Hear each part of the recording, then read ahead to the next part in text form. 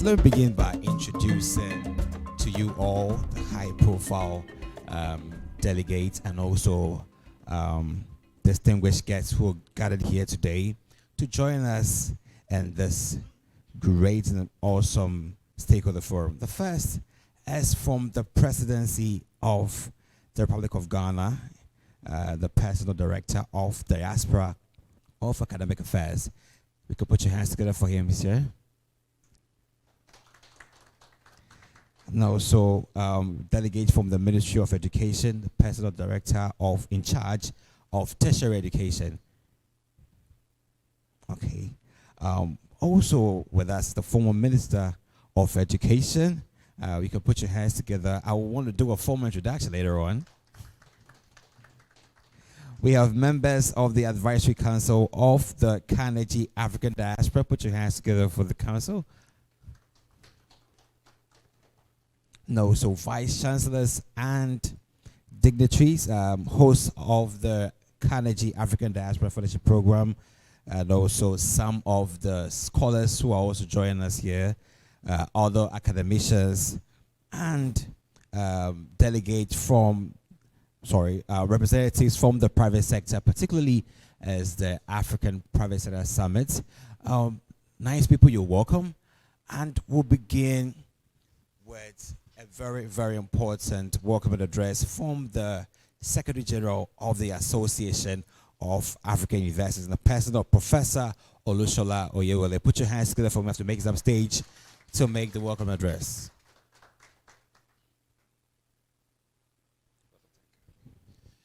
Your Excellencies, distinguished ladies and gentlemen, Vice Chancellors and fellow academics present here today. My name is Professor Olushola Oyewole, the Secretary General of the Association of African Universities. It's my pleasure today to welcome you all to the Stakeholders Forum of the Carnegie African Diaspora Fellowship Program. As a former Vice Chancellor myself, who had hosted Carnegie Fellows in my own university, I understand the many benefits that the diaspora bring to host institutions in African universities.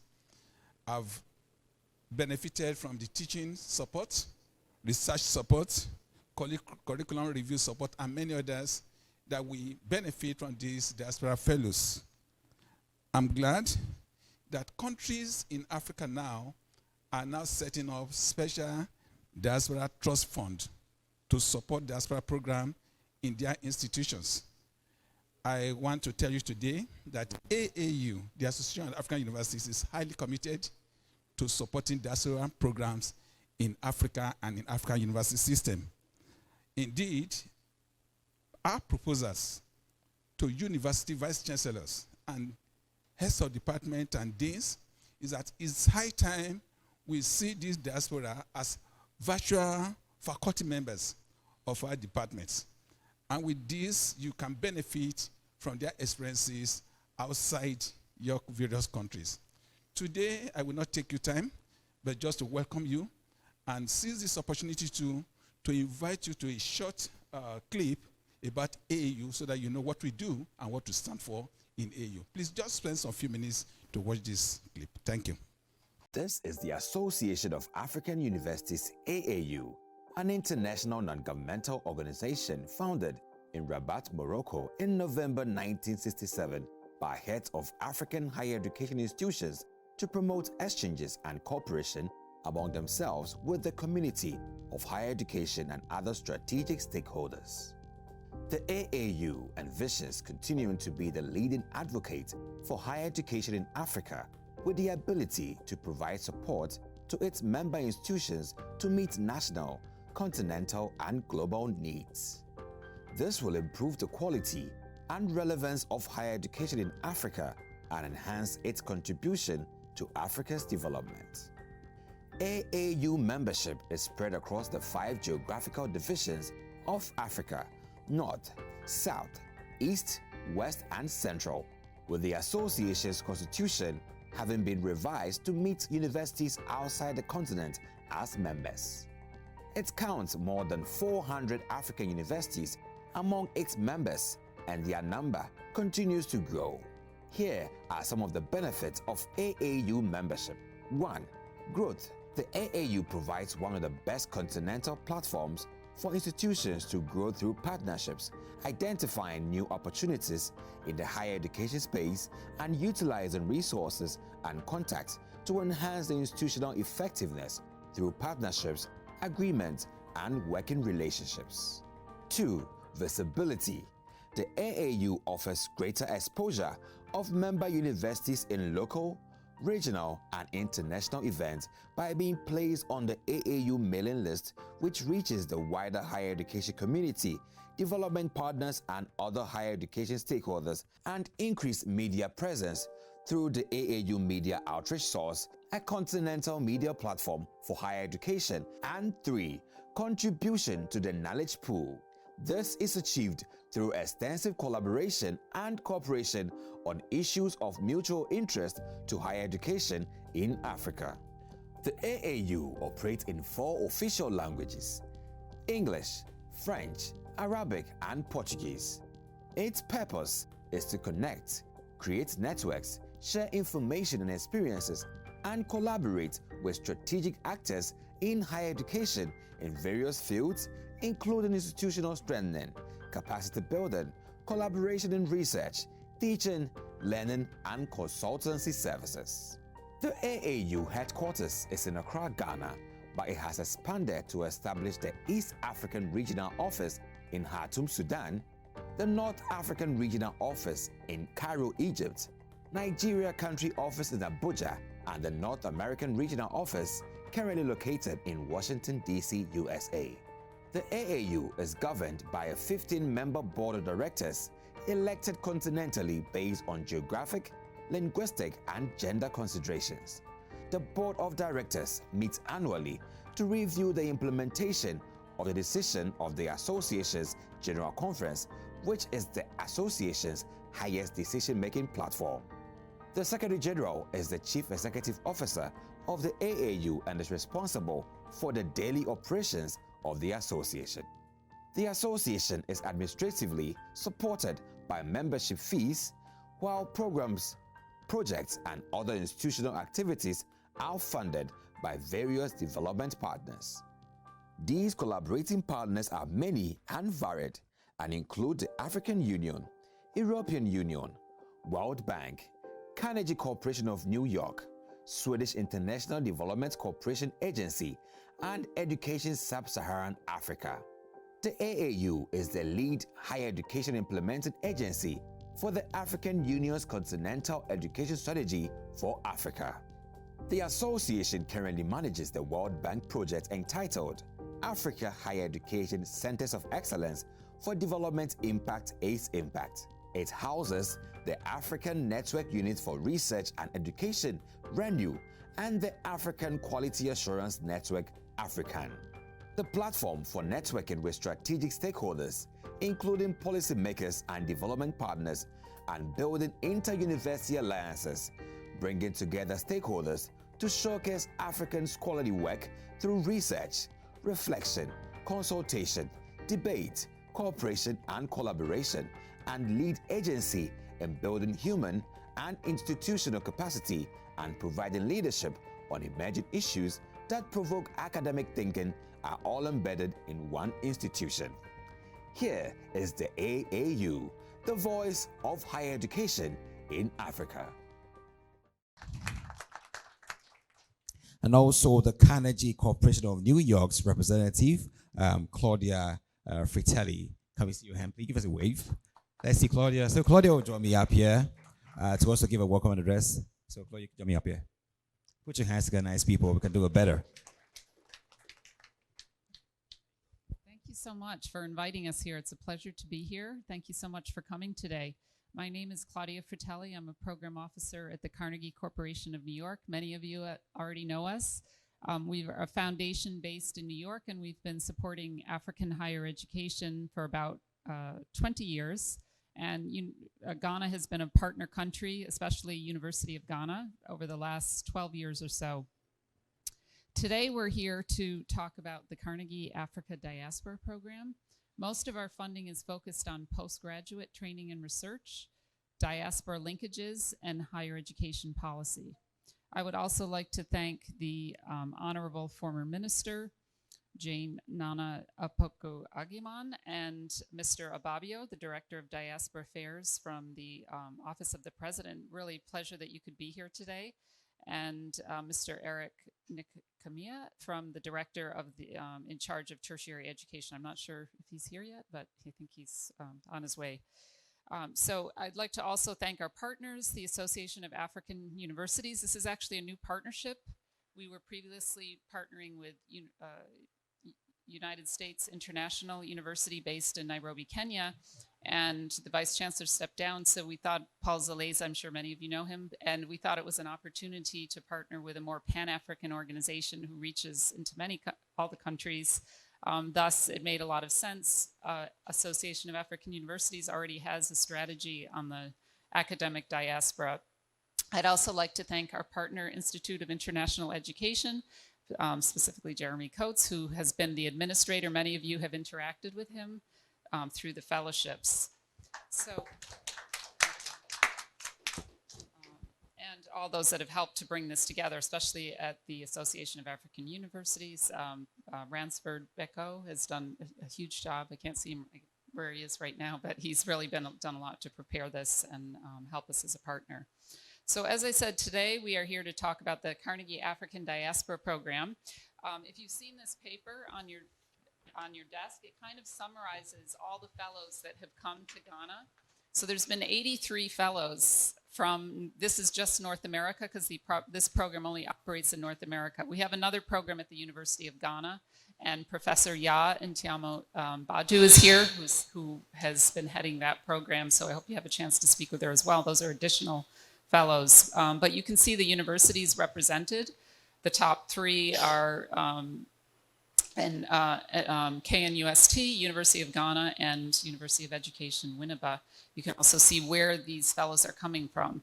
And I would like to point out that this is a highly competitive competition. We have funded 528 fellows across Africa. So 83 in Ghana, and they go through a rigorous process. So for example, we had the advisory council here yesterday going through the current cohort. They selected 54 fellows, quite a number in Ghana, and the application cycle was about 136. So it's 2 levels of review. So you have to keep in mind that of all the immigrants in North America, the African immigrant population is the most highly educated. So these fellows have been highly selected that are coming back into African universities. So today we have the pleasure of hearing from the hosts, the fellows, and the African universities. That's really the intent of this, is to hear what are the experiences from the African perspective. We had an alumni convening in Washington, D.C. with the Diaspora Fellows, about 60 in October, and it's a really forceful group. I have to tell you, they have so much goodwill and interest and passion to work with African universities. And today we want to hear from the African institutions, what are the needs, what are the gaps? Do these fellows really help with, are they coming and doing what you need them for, or, what sort of resources would be helpful? How can we improve the program? And that's really what the opportunity is for today. So I think that's pretty much what I wanted to cover. The advisory council is also here. I think they raised their hands previously, but you should feel free to speak with them about any questions that you might have. So with that, I'll turn it over to our next speaker. Thank you so much, Claudia. Put your hands together for Claudia. Well done. So now let's hear from Ilesanmi Adesida, Advisory Council member, to help us with the stakeholder convening overview, purposes, and objectives. Put your hands together for Ilesanmi. You cannot pronounce my name very well, I can see. I'm a Nigerian by birth, but welcome to everybody, especially to our guests. My name is Ilesanmi Adesida, and I've spent most of my academic life at the University of Illinois Urbana-Champaign, where I was provost and vice chancellor for academic affairs. But over the last few years, I've been in Central Asia, helping to build an international research university in the country called Kazakhstan. So that's, if you don't know it, please look at it up the map. But I've been on the advisory board to this particular organization for the last, since when? 2013, right from the beginning. Paul Zeleza, who worked with Carnegie to put it together, we were colleagues at the University of Illinois. So I've known about this particular program since 2013, even before then when I was writing the concept paper. But the world now is, they call it a VUCA world.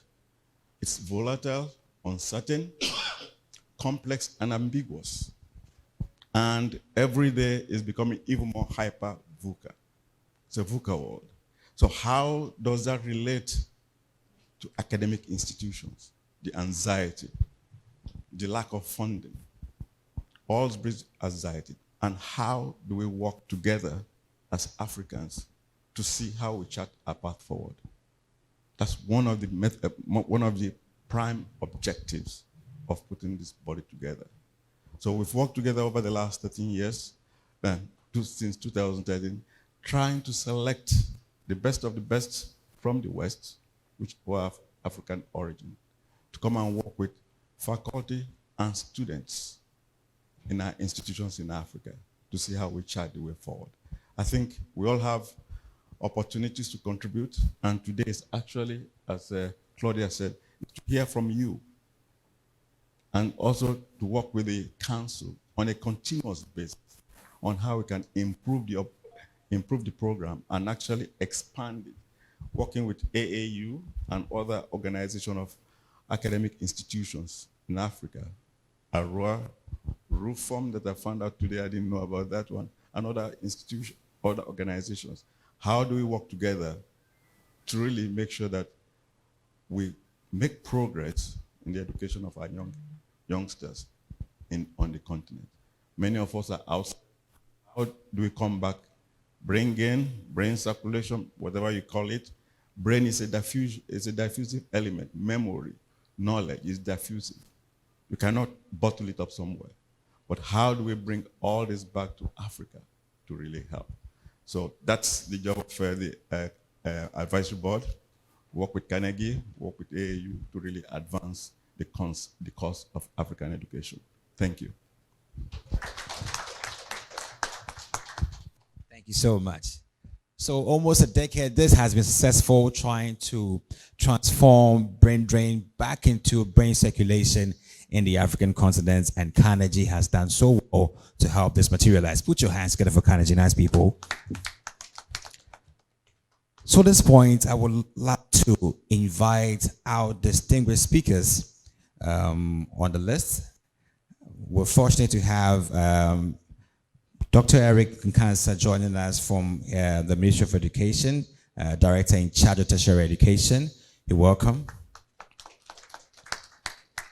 Just to give you time to put yourself in a relaxed moment, I want to do a skip to Akwesi Abedo, Director of Diaspora Affairs, Office of the President of Ghana, to make his presentation.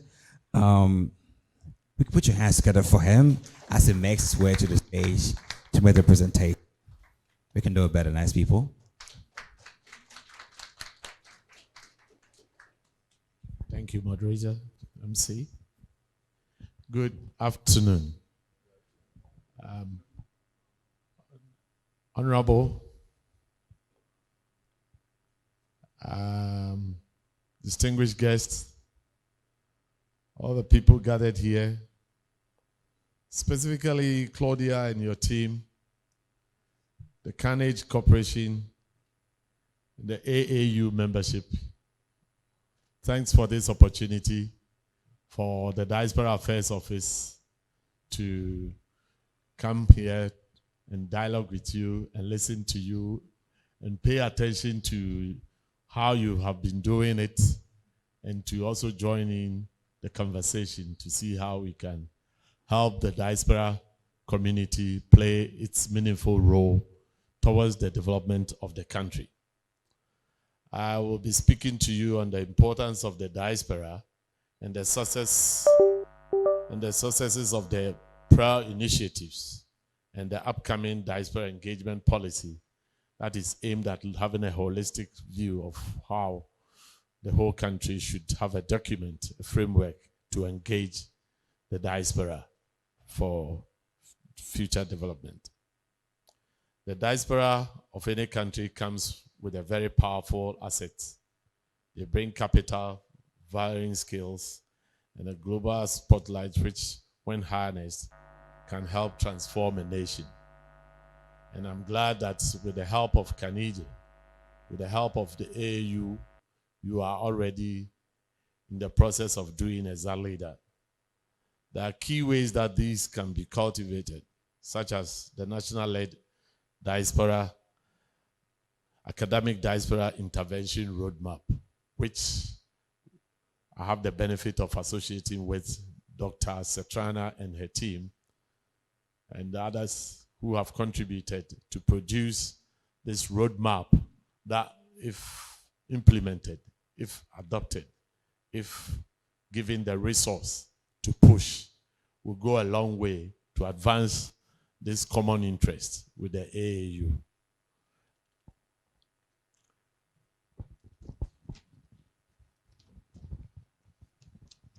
This national-led academic diaspora intervention roadmap seeks to provide a comprehensive framework for integrating and managing Ghana's academic diaspora in the context of national development, as well as regional and global interest. I think, I believe in the course of time, more will be said about it, and we will get to know it as well as we can. But this is where the diaspora engagement policy also comes into play. This diaspora engagement policy, as I've said, looks at this whole diaspora engagement in a rather holistic way, and it's geared towards the overall diaspora, the diaspora in general. And there are common interests, common grounds with this national-led academic diaspora intervention roadmaps. I think I couldn't help but taking note of the fact that when the AAU was presenting, it was obvious that it's looking at the 5 regions of Africa. And I would like to point out that perhaps it's about time you include the 6th region of Africa, which has adored its flag, is making all the right noises to be heard, and that's even at the point of through our AFTA, which is the African AFCTA, is looking to see how they can also integrate. So it's only advisable, it's only reasonable that we also look at how, you know, your plans and your support and your programs can incorporate that the 6th region. Today, the diaspora engagement policy is aimed at facilitating a mutually beneficial relationship between Ghana and its diaspora, given the 1992 Republican Constitution of Ghana, which acknowledged that Ghana has a duty to extend certain rights to its people who are in the diaspora. This includes Ghanaians who have recently migrated and are resident outside Ghana, and Ghanaians born to Ghanaian parents living outside Ghana, described as 2nd and 3rd generations, and all other persons of African descent, such as the African American, African Caribbeans, and all other Africans whose interest in Ghana, is of interest to Ghana. Undoubtedly, the membership of the diaspora stands to benefit immensely from successful implementation of the diaspora engagement policy and the diaspora national-led academic diaspora intervention roadmap. So we will look for all the support there is to enable us to do this. The Year of Return initiative came to a close, and now we are in the Beyond the Return. And the Beyond the Return is aimed at succeeding the Year of Return in respect of promoting the tourism and the homecoming of Africans and Ghanaians, and consolidating the gains that were made during the Year of Return. As it is, it's a decade of renaissance.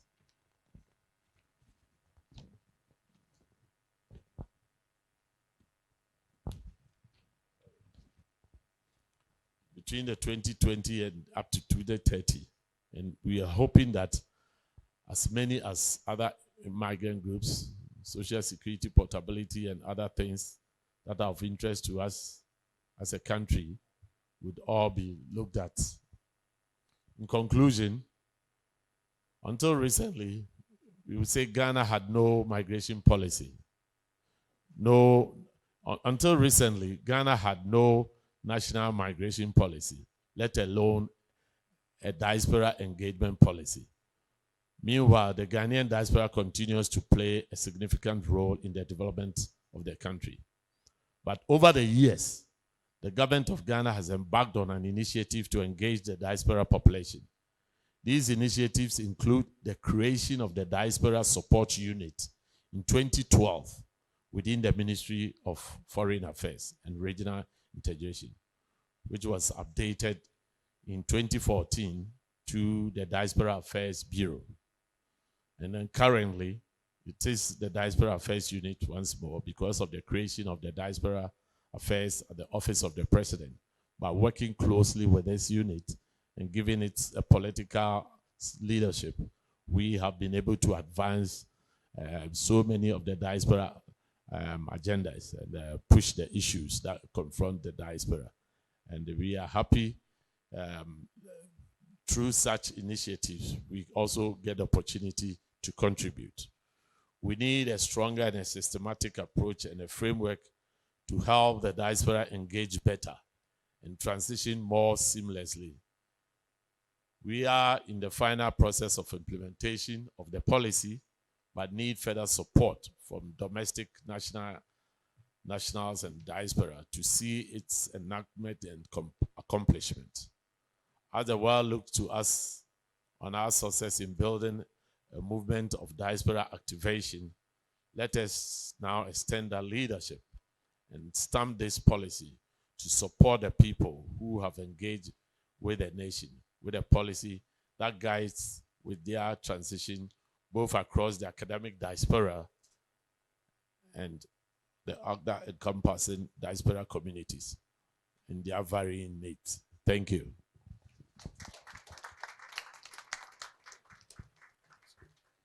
We can do it better for Kwesi Abebio, Director of Diaspora Affairs, Office of the President of Ghana.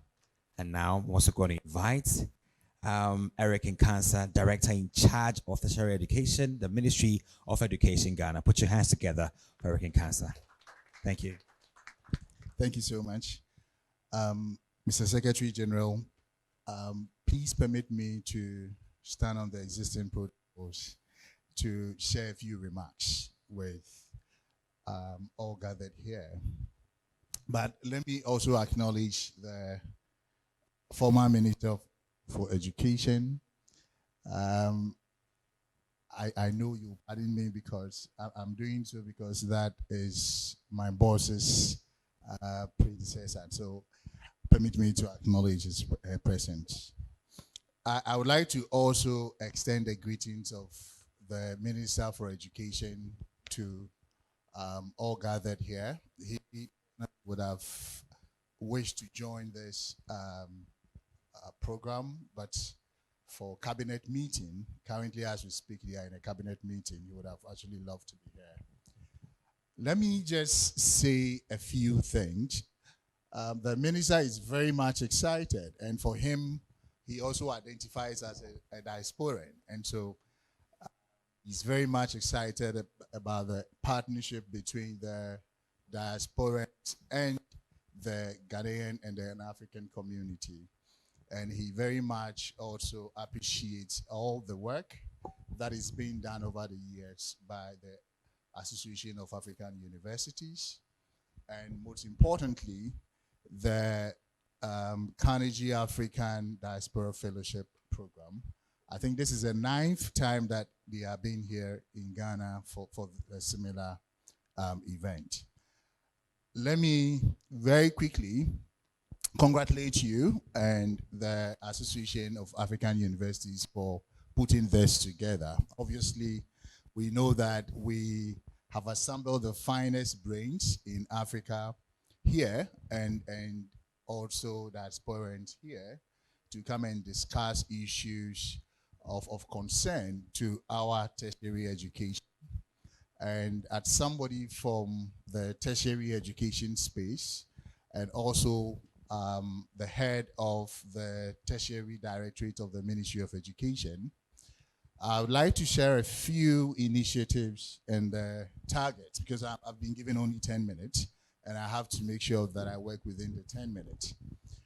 At the Ministry of Education, we are currently pursuing a number of programs, and one of it that I would like to share with you. In fact, I'll share two, not one. I would like to share with you, which I know that aspirants here might also be interested and may want to support.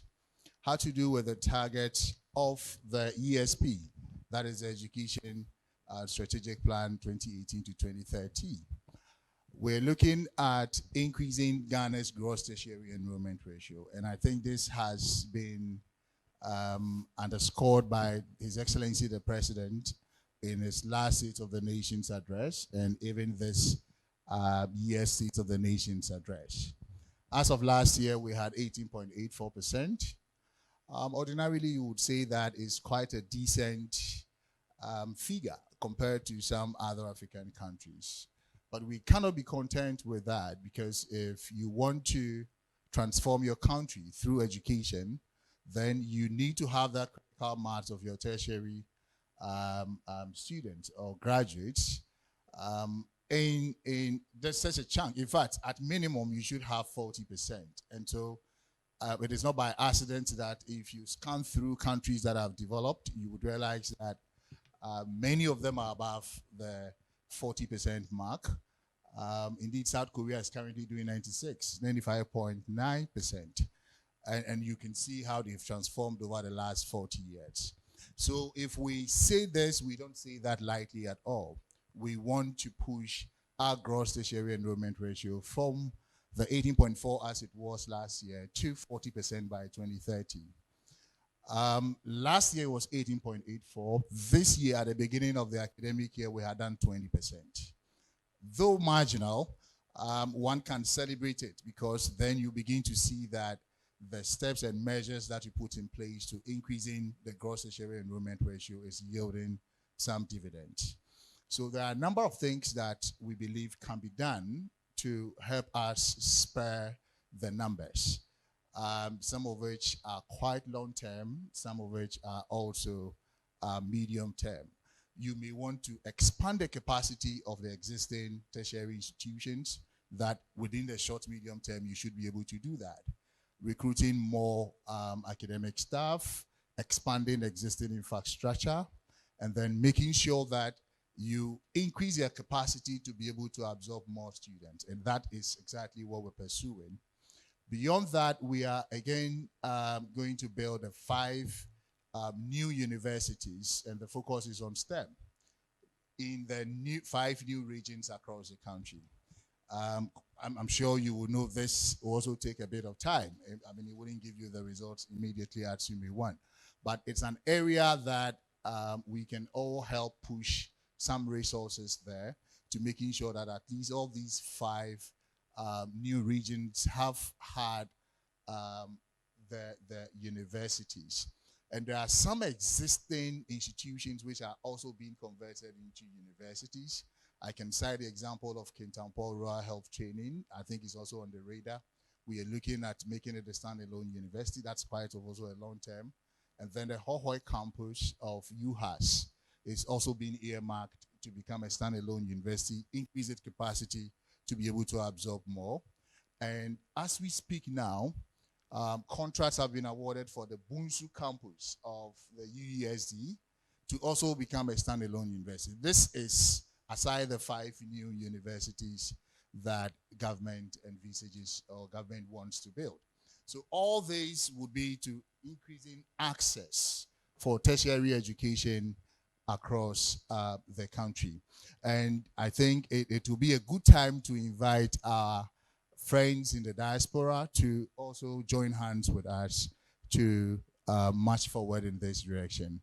As we are doing that, we are increasing capacity. One other objective is relevance. I mean, we have always said that Ghana, and for that matter, Africa, were just mere passengers in the first, second, and the third industrial revolutions.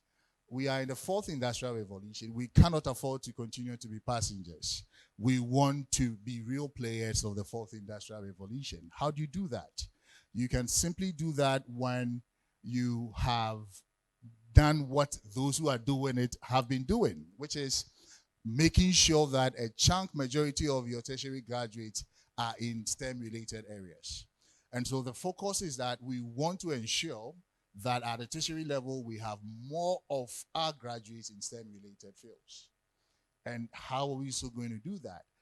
Already, if you look at the percentage, it's even this is quite rough. It's about 40% STEM-related and 60% humanities.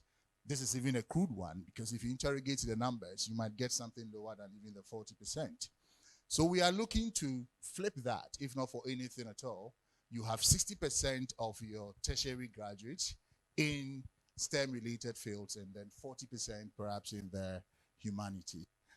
Flipping that will not come easy. A number of things will have to be done, especially so when you look at the second cycle institutions and you look at the programs that the students are taking and running there. You will notice that just about 12% of the graduates from the second senior high schools are taking up science.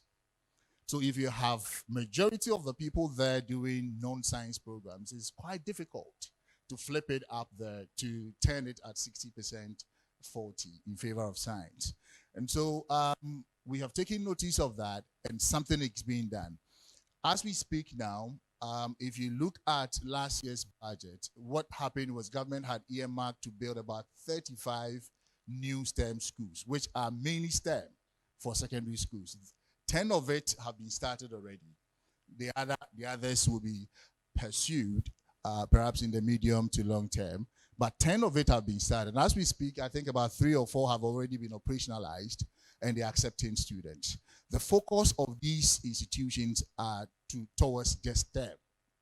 And that is to add to the numbers so that we would move away from that 12% or the 11.69% of students who are taking STEM-related programs or science at the second cycle institution. Not only that, we also feel that after that, you also can have some short-term measures. And with the permission of the president, the Minister for Education has come up with what we call the pre-engineering program. This pre-engineering program is a 1-year program which has been designed to take care of non-science senior high school graduates who are so desirous of pursuing engineering at the tertiary level. We feel since majority of our tertiary, secondary school graduates are already in non-science, what is it that we can do to move at least a part of them to do science? That is, if they are capable and they are desirous of undertaking a science program in the university. And so we opened this bid for universities, and we had some proposals from about 4-5 universities, KNUST, UMAT, and then we had Pentecost University, KSTU, and the other, I think there was a fourth, UNE, Sunyani, all submitted proposals. After going through the proposals, the Honorable Minister decided we cannot run this en masse. Let's pilot this. And so we selected 2 universities to pilot this. And it may surprise you to know that the target was just to get 100 students per university. UMAT put it out there, and within a matter of 2 weeks, about 370 students. And the focus was students who have read arts, visual arts, vocational, and business. About 370 students, all of whom were eligible, had expressed interest to study engineering in the university. We could not just allow them. In fact, they came back that if we could allow them to expand, they could take about 200. And so eventually they took about 200 students. I am emphasizing this point because there are teeming mass of Ghanaian youth who for some reason didn't do science at the secondary school level, but are so desirous and they are capable of undertaking science. So if these guys exist, the thing is, what kind of arrangement or policy does the government or the educational sector actually has to accommodate these people? And we feel that the pre-engineering policy is something that is coming in handy. So Pentecost University is running over 100 students out there, and currently you have about 200 students at UMAT undergoing this one-year program, after which they can, once they are successful, obviously, you will need to go through some exams. Once they are successful, then they can choose any engineering program at the tertiary level of their choice. So these are some of the things that we are doing to making sure that at least the two main targets which have been imposed on us by the Education Strategic Plan, the ESP 2018-2030, we are able to achieve these targets all by 2030. By 2030, we want to have about 60% of our tertiary graduates in STEM-related fields. By 2030, we want to see our gross tertiary enrollment ratio growing up to about 40%. So because of time, I'm not able to continue to say more of that. I would like to thank you so much for the opportunity to come and share these thoughts with you. And I wish every one of us a successful conference. Thank you. Thank you so much. Put your hands together for Eric Nkansa, Director in charge of Tertiary Education and Ministry of Education, Ghana. And our final distinguished speaker is the former Minister of Education, Honorable Professor J. Nano Pukwajiman. Put your hands together for Professor J. Nano Pukwajiman. Thank you very much. Good afternoon, everyone. Good afternoon. Isn't that better? Okay, I'm supposed to speak on my experiences working with academic diaspora. So it's going to be more experiential and personal. In the first place, I think this meeting is very important. It's in the right direction for higher education. And for this fellowship to target Africans in the diaspora is important. For those who are willing, those who are interested to come home, to learn, to share, to experience, to be part of their roots, for whatever the reason, I think it is in the right direction. But I want to raise an issue of assumption first. And I would like to assume that it is informed by the realization that everyone brings something to the table. Those coming are coming with something. Those they are coming to find here also have something. So that we all position ourselves to learn from each other. And I think in the end, we just might be on the road to very mutually exclusive, beneficial rather, experiences. Because we are all willing to learn from each other. And I think that's very important, and it informs my comments going forward. As I said, this is very important, but I also suggest that we spend some time looking at the time they spend here. Most of the time, it is short. You may get a year if you are lucky. You may get a semester. Sometimes it's a couple of weeks in the semester. Sometimes the timetables don't coincide, and all of these can raise issues. Therefore, orientation before they come, orientation before the program begins, I think these are very important. Sometimes some may have been away for a little while, and they may need some orientation. So orientation in country, orientation before they come. Language acquisition or language reacquisition or repolishing. Just a few words may be necessary. Or even language improvement, if you may call it that way. Even habits. So a lot of these can stand in the way of the experience of the scholar, because we may assume that, oh, because they were born and raised in Ghana and they left at age 5, and they are now coming back at age 32, they know everything. Maybe, maybe not. So let's just remove the doubt by going over these things. Even issues like interpersonal or intergenerational communication can become either beneficial or otherwise.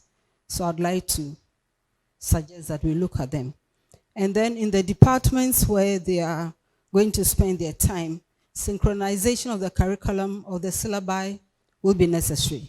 Nobody designs a curriculum out of nothing. Every curriculum has a space in the development, or should have a space in the development of the economy of the country. And that is why education is so important, so that we watch not being pushed in all directions.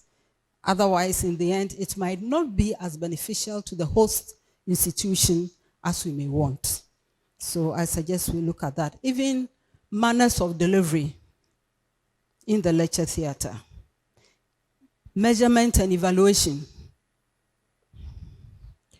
Student-lecturer relationships. All these can have very far-reaching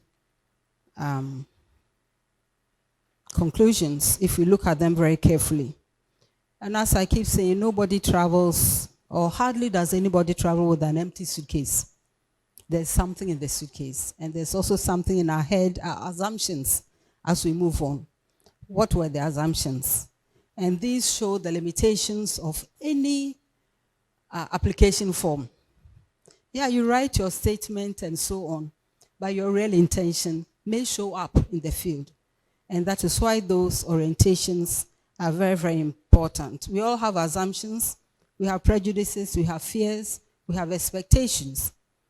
If these are factored in very well into the orientation, I think we can cut down a lot of grief, we can cut down a lot of dissatisfaction, and we can raise the value of this whole interaction and why that person has come to spend time with us.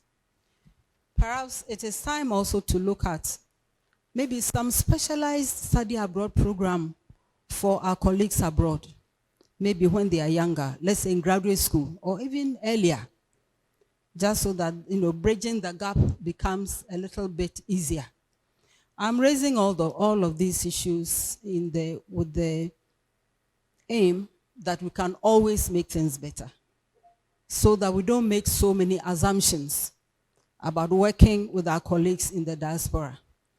So I want to end on a note I've raised already, that everybody brings something to the table. Let's not go with the assumption that, somebody is coming with something and the others don't know anything.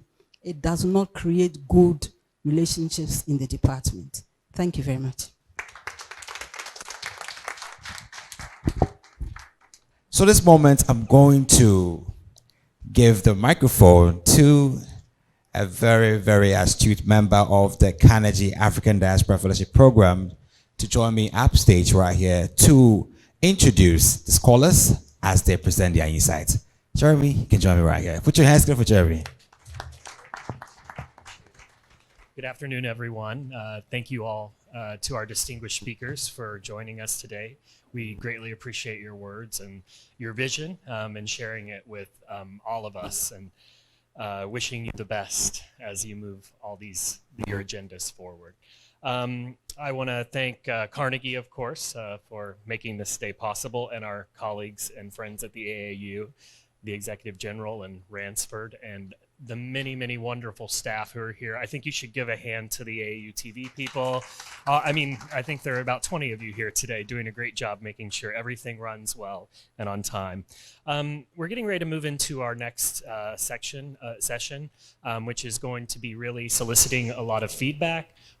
speaking of feedback, from the hosts and hearing your stories and your experiences with the program. But before we move on to that, I did want to introduce the individual members of our advisory council because at the dinner reception, you all may want to approach them and have conversations with them about your ideas for strengthening the program. As Claudia mentioned earlier, we've held several of these types of gatherings in Kenya and the United States, and each time we walk away not only feeling energized by the conversations that we're having together, but we also feel we walk away with a lot of new ideas of how to move forward. So your feedback and your any feedback you're giving us today is taken very seriously, and we will certainly reflect on it along with the advisory council as we move forward. But before that, our advisory council, if you'll wave, of course, Professor Ilasamni Adesida, which I can say your first name correctly, but I cannot say the name of your university correctly. He's the provost at, how do I say it? Okay, there it is. Thank you, Ade. in Kazakhstan. We also have Professor Patricia Daly, who's a vice principal at Oxford University. We also have Jabril Fall, who's a professor of practice at the London School of Economics. Jabril? Oh, he's in the back right there. We also have Professor Okeke, Philomena Okeke Ihijirika, who's a full professor at the University of Alberta in Canada. And then we also have Anakalo Shetandi, who is the DVC of Research at Kisii University. Thank you. We made some adjustments or really positive changes to the advisory council in the past 7 months since we partnered with the Association of African Universities. And now we have 2 fellows who are serving on the advisory council, which was something that we hadn't had before. And so we're really glad to welcome them. These are fellows who have won the Carnegie Award along with their host fellows 3 times, have served as reviewers of program applications when they weren't serving as. We are also proud to welcome our first host to the advisory council, Professor Shetandi from Kisii University. Professor Shetandi has also served as a reviewer for the program multiple times. He is actually our top receiving host fellow of the Carnegie African Diaspora Fellowship Program. I think receiving, 9 fellows, 8? 9 fellows at Kisii and supporting them while they're there.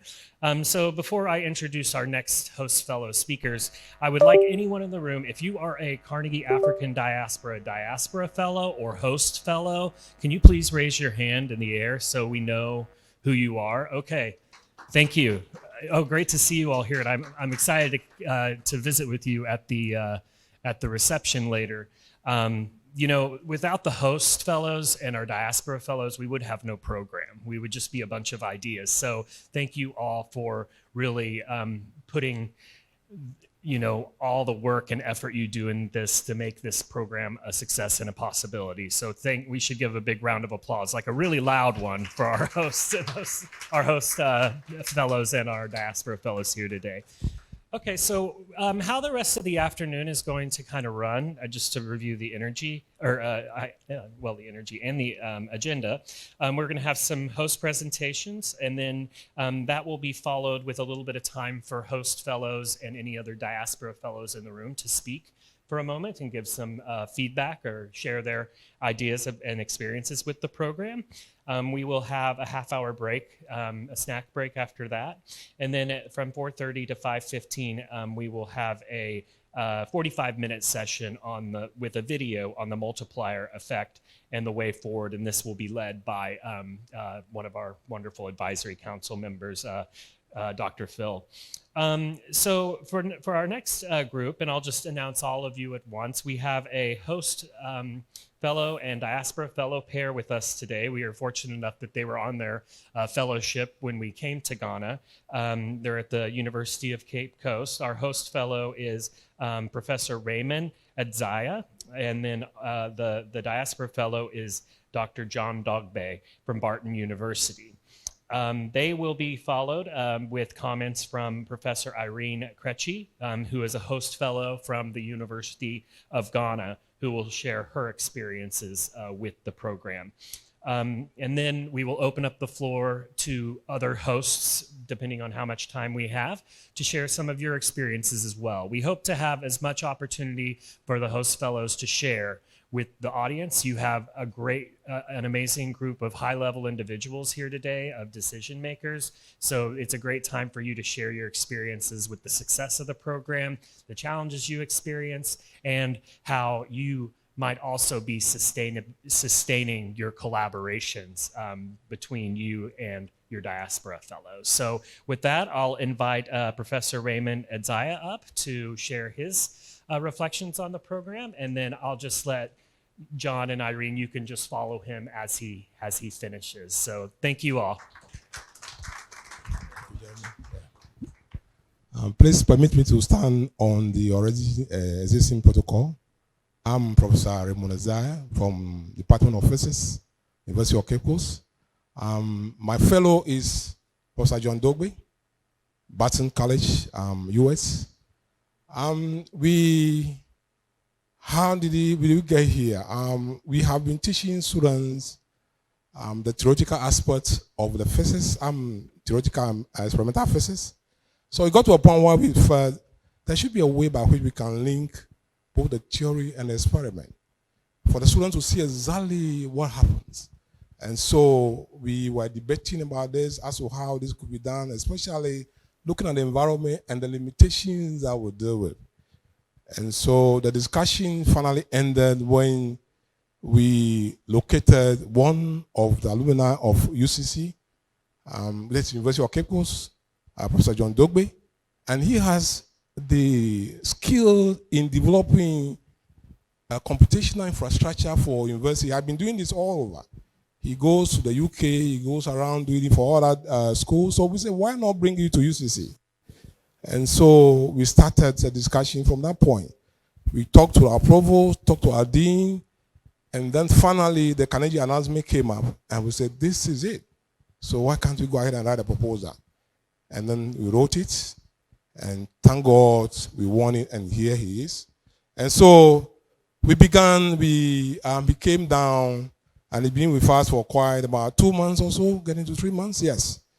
And the financial aspect became a bit of a problem, and that's why I want to make the suggestion that to the hosts and the fellows, don't see this as your own project. Involve deans and your provost. So the dean came to our aid.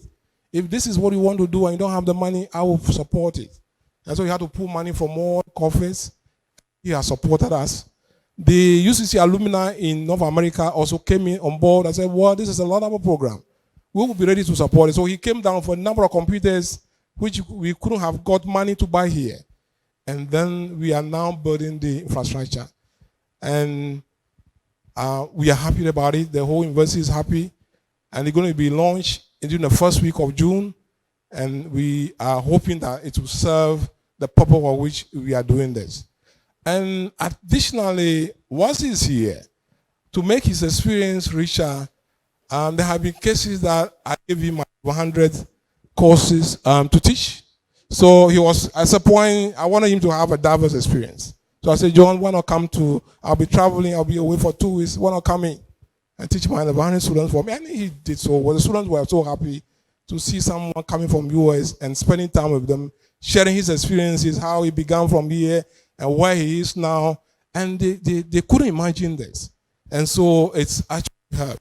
And finally, my HOD, as the head of department, also involved in a couple of meetings at the management level, and he represented him, and he also that experience has also been good. And what I want to say in short is that this is a program that should be sustained. And whatever we can do to make it richer, let's go ahead and do it. Our colleagues in diaspora, they want to help, but they want to find a channel through which they can bring their resources down. And this is one of them.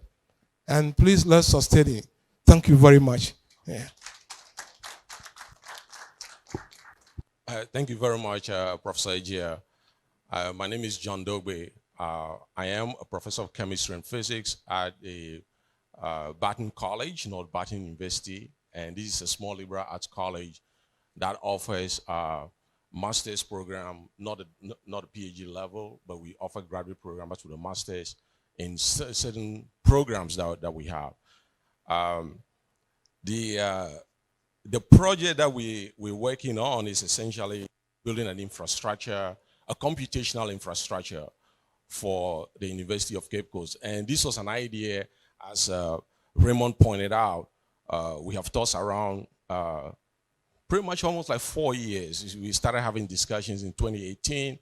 I visited with my kids to come and see UCC. I had the opportunity to meet with the physics faculty, and we sort of left it at that because we weren't very sure how that was going to work out. But eventually, the Carnegie African Diaspora program essentially came to our rescue, and that was the solution to the project and how we can have it executed. From our experience, you see, part of, because Carnegie doesn't really support infrastructure per se, we had to figure out a way to get the computers and to set up a place that we can actually have both a lab and also what we call a cluster. Essentially, a cluster is just like a bunch of computers you put together, you network them, and they behave like one whole computer with a lot of resources that could be used in applications. So we had a little bit of a problem with that. Even though we got the award, we still had to figure out a way to get a room ready, figure out a way to have the computers set up, or actually have the computers, because setting up the computers is not a problem. I mean, once we have it, we can put them together, not a problem. So we eventually, that's where our alumni came in. The Alumni Association, the UCC Alumni Association in North America actually did pulling for us very well on this. And I would like to give a shout out to them, because without them, actually, I wouldn't probably be here to do that. Thank you. So we were able to get the computers. We got as much as 50 computers plus servers, networking equipment that I needed. They got all the accessories, and of course I needed the networking stuff that I can do the cabling and all of that myself. And they were able to get us all the accessories that we needed. Which was a very good experience for me, because at least now we can now put into concrete terms what we had kind of visualized out here. Now we're able to put it together. Now coming here, I have been away for a while, except for my brief visit in 2018 to Ghana. After about 20-something plus years, I was away. There were some things that I found kind of very strange. Maybe I have forgotten how things were. I had once upon a time I had worked, when I finished UCC, I worked at a computer center, kind of play around with computers, as I used to say. And so I found things different. There were people that I have known, they are now the big shots. People have left that I, so it was kind of strange for me in some way. So what my old professor, maybe she didn't remember me, but when I was a student, she was one of our professors, what she pointed out about making sure that we go through some sort of orientation to kind of rewire our mind back to what we left, because it's sort of like a computer memory. We left off at a certain point and still thought this is how things were, or this is how things should be going, and it's never like that when we come back and see that that disconnect is there. So that was part of my experience, and I had to kind of sort of rewire my mind back, or reprogram my memory that, look, the environment is different. Things work a little bit slowly. Something that I could do within half an hour could take maybe about 2 days to kind of finish up. So I had to, really. And I also have students from some of you being taught in the U.S., in North America. We carry our own bags. As a professor, I have students who wanted to carry my bags. And I look at them and I say, no, I carry my own bag. And I remember one of them, he was doing something, and I said, oh, let me help you with this. You don't do it alone. And he looked at me and said, I carry my own bags. I'm learning from you. So, so with the students, I'm really, one of the joys for me is seeing the students who are really ready to associate with me, learn whatever they can from me, and it's a joy to see that. One thing that I do miss, though, was I don't know what I missed, that because I'm not sure if that is really something that I can say definitely that it's not missing even in the U.S. Is that I kept asking, so where are the ladies who are supposed to be the physicists? Pretty much I had all these guys around me all day long. I said, go and bring the ladies who are also doing physics, who are also into chemistry, who are interested in computational thinking project. And they finally brought only two. I'm like, this is not enough. We need to do better than that. So that is one thing, again, that I would have wished we have, more representation in terms of both the ladies and the gentlemen. That is something that I think needed to be focused on at some point. But overall, my experience so far in terms of what I am, the implementation of the project has gone really well. As Professor Ejia pointed out, the dean has been very supportive, and we've got support all around.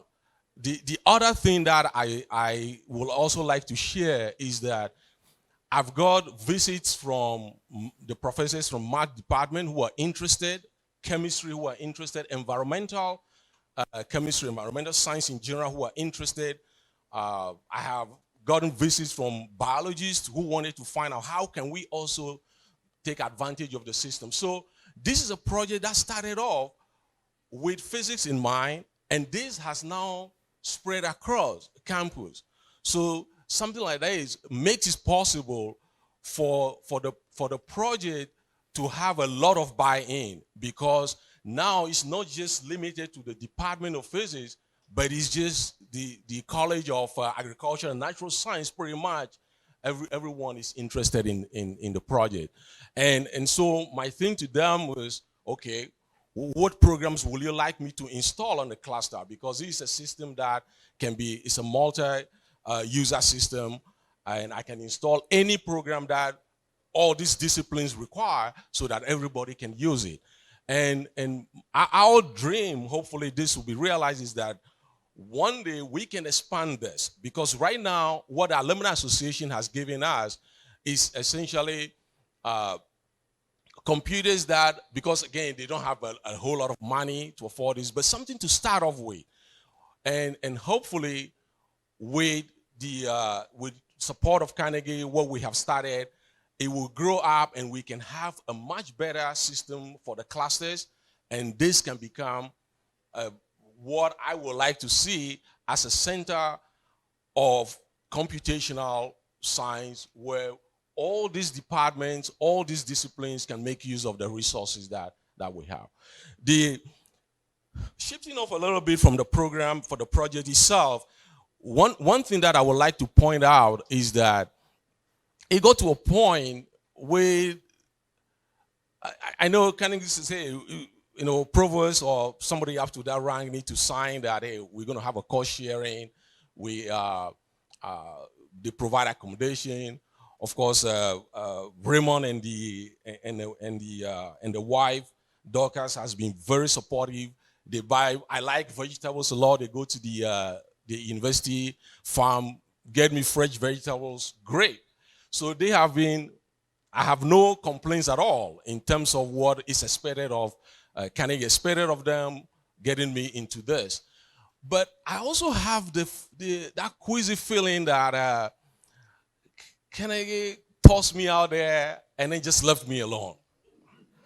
and said, okay, now go fend for yourself. We've signed all the paperwork, we've done so everything should be good. But I think one thing that should be, as a word of suggestion, not a criticism here, but that maybe there need to be a follow-up. When I got an email from Jeremy that, hey, this thing, will you be able to come? It's like, oh, now I heard a familiar voice. That's how it felt to me like. And I said, yeah, sure, I would like to do that. So I think it's important, maybe even if it's midway, especially I have to stay a little longer to all the 90 days pretty much. So maybe if it's maybe a month after, hey, how are things going? Maybe an email from the fellowship to find out how the fellow is doing, I think will go a long way to have that feeling of still being there and knowing that, okay, I can still reach out. The other thing that I would like to suggest also is that, see, this may just be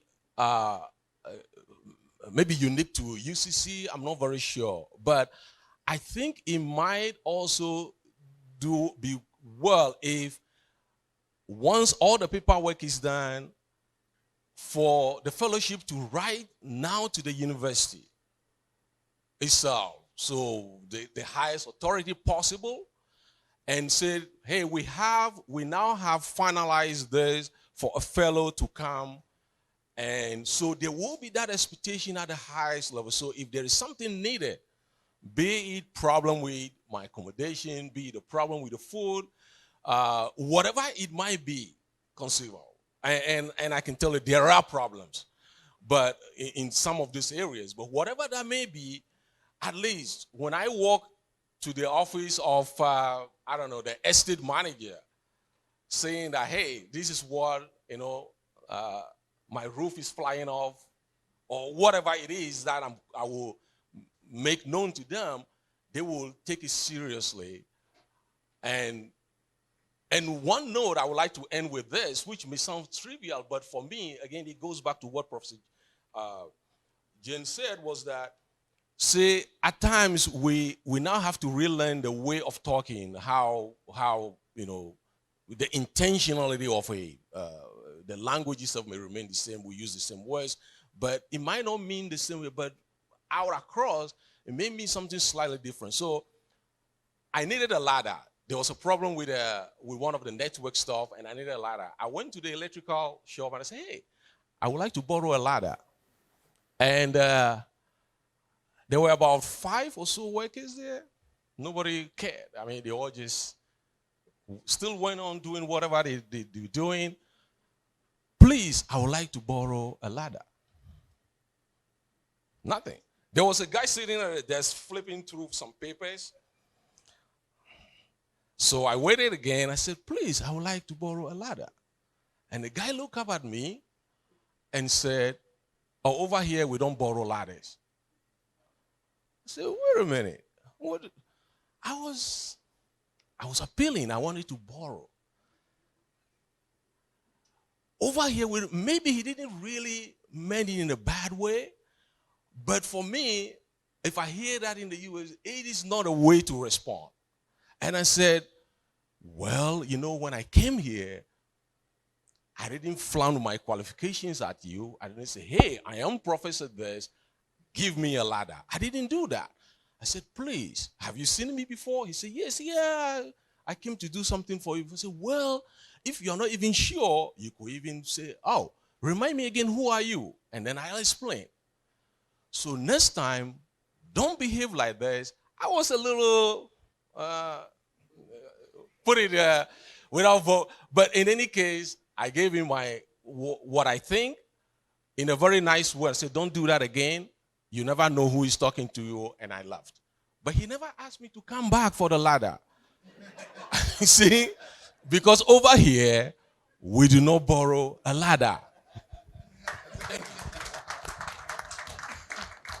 Good afternoon. And on that ladder borrowing note, I would also like to share my little experience. I was the host of a fellow And my name is Irene Krechi from the University of Ghana School of Pharmacy. So in 2017, or maybe a little prior to that, my host, Bernard Appiah, then in Texas A&M University School of Public Health, and currently at Syracuse University, contacted me, saw my kind of research, the kind of work I did, and thought that, hey, we could collaborate. And with his background in pharmacy, public health, mine in pharmacy and mental health, we thought we could do a lot together. So sometime 2007, the fall application, we put in an application. We planned to do 3 major things: to, of course, do some research collaboration, develop some curricula, and coincidentally, that was the time we were also putting our postgraduate programs together, so it just fit in so well. And then the third was to also draw on his experience as a science communicator to do some training on science communication. You know, most of the people who do scientific work don't go the step further to translate our science work into forms that the average person can read and understand. So to translate thesis more or less into research briefs. So these were the things we set out to do, and thankfully Carnegie was helpful. We won the grant for the following year, and so he came in 2018, and we managed to do some work. So with the 3 key things we had planned to do, I would say that we're able to achieve all 3 and even over and beyond that. Thank you. So in terms of the collaborative work, I'll talk more about that. At the time he came, the school was trying to put some grants together in response to a World Bank call on Centers for Excellence. So he was able to help the team. He put in his effort, brought his experiences on board. I would have wished to say that fortunately we won the grant and then we opened the center.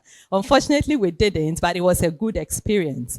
And specific to the research collaboration, he came in for us to work looking at medication-related problems, medication adherence. That's the kind of research I do most of the time.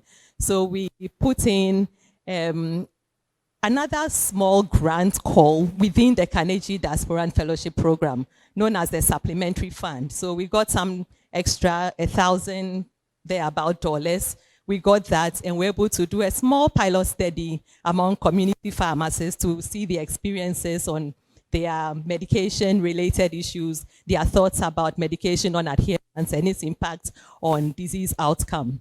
And I would say that that project resulted in an outcome. We were able to get accepted for the International Federation of Pharmacists, FIP 2019, the conference.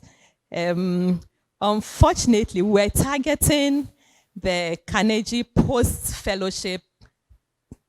There's this call for which you can go for a fellowship, a conference to go present. And unfortunately, that year it was cancelled. So even though our abstract was accepted, we couldn't go to present the particular program. So that was the unfortunate bit. But I'm told it's been restored. And thank you very much for doing that. Then in terms of the curriculum co-development, so as I said, the school had already started our postgraduate processes. So he came in, he was able to offer his support. And I would want to say that currently as we speak, our program final stage at GTech. And so hopefully maybe next academic year, depending on when we get feedback from GTech, we should be able to run our postgraduate programs at the School of Pharmacy.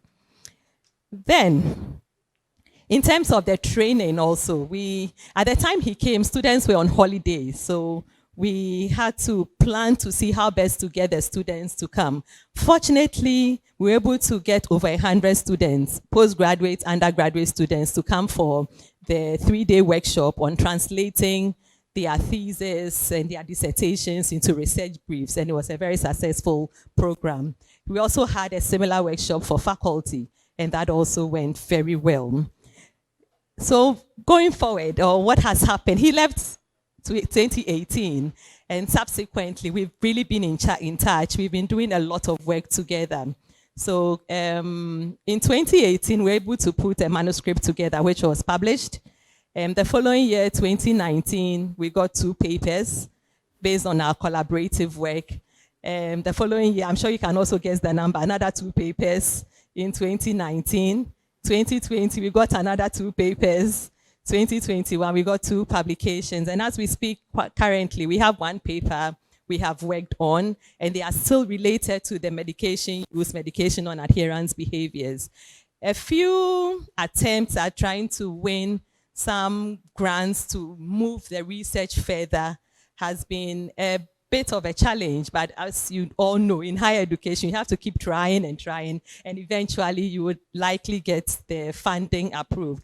So currently, as we speak, we have a seed grant we're working on looking at medication-related challenges among patients with mental disorders. And that work is ongoing currently at the Pantine Psychiatric Hospital, one of the public psychiatric facilities in Ghana. And we're hoping that with that kind of information, we can be able to put out some more interventions as we move on. But beyond the research and the collaborations, his coming has been very useful for some of our students who intend to, for example, study outside of the country for their postgraduate programs, master's, PhD. He's been very helpful. He is constantly in touch with our students and he guides them. And currently, as we speak, one of our teaching assistants from last year is going to his current university. He's going to have her on the postgraduate program from a grant he has won from his school. So that's one good thing from them. In 2019, a year after he left, the program was successful. He was able to bring his dean down to our school. So we had an interaction, his dean, my dean, and then the other faculty. And then we thought about collaborative work. We had to build some MOUs, and that's another good output that came out of that interaction. Good. So all in all, I think that it's been a generally good experience. Having the host around, like Prof. Nana said, it's been very good. It's been a mutual relationship. The host has benefited. We also have benefited. And it goes beyond the fellow or the host to other people related to us indirectly or directly. For example, many of our students have benefited from his coming and from the kind of expertise and experiences he's had as a Ghanaian living outside and helping them, especially those who would want to study abroad. So I want to say a big thank you to Carnegie Corporation for this useful program. Thank you to, of course, the University of Ghana for all the resources available to make the lives of our hosts really comfortable. And I'm grateful for the opportunity to be a host. Thank you. So let's put our hands together for the presentations thus far. And at this moment, we're bringing the mic around. If you were a host and you want to share your experience as well, add some comments and also give some insights, the microphone will be coming around. Just put your hands up, tell us your name, and then share your experience. Yeah, thank you very much. My name is Bernard Kumibuati from University of Mines and Technology. I was excited when my university's name was mentioned because we are a small university. I must say that we have really benefited from Carnegie. Somewhere 2016, we had a mathematics professor from Nigeria, and then we also had a PhD senior lecturer mathematics, and so we were happy to start a department of mathematics, hoping we will grow. Unfortunately, our professor resigned and left for Nigeria, and the senior lecturer also went on retirement and left the system, leaving 9 young lecturers in the department. And my university is purely a mining university. And so you have also admitted a lot of mathematics students. And the time we also had, if you don't have PhD, you can't move and all that. So confusion, basa. I am a licensed surveyor, geomatic engineer, and I was posted to that department. Seeing people who are dejected, they don't know what to do. How do they get into the whole system and understand the university culture and then progress? Then we were fortunate, we had one Professor Daniel Bentel from University of Vermont who discussed Carnegie issues with us. So we brought him in, and then we started the program. His main duty was to support them and link them up so that these ones can start a PhD. And I am here to announce to you that out of the 10, 9 have finished the PhD. The last one finished just last week, a lady. And out of these 9, 8 are senior lecturers and 1 is currently heading the department. So we have really benefited from this particular project, and he keeps getting in touch with us. I was just reading an email from him setting up the last lady who just finished the PhD to some postdoctorate issues. And so it's a good program. We are hoping with our unique situation in UMaD, we'll get another Ghanaian or another African who is willing with a mining background to come to also support. So thank you very much. Tuitions.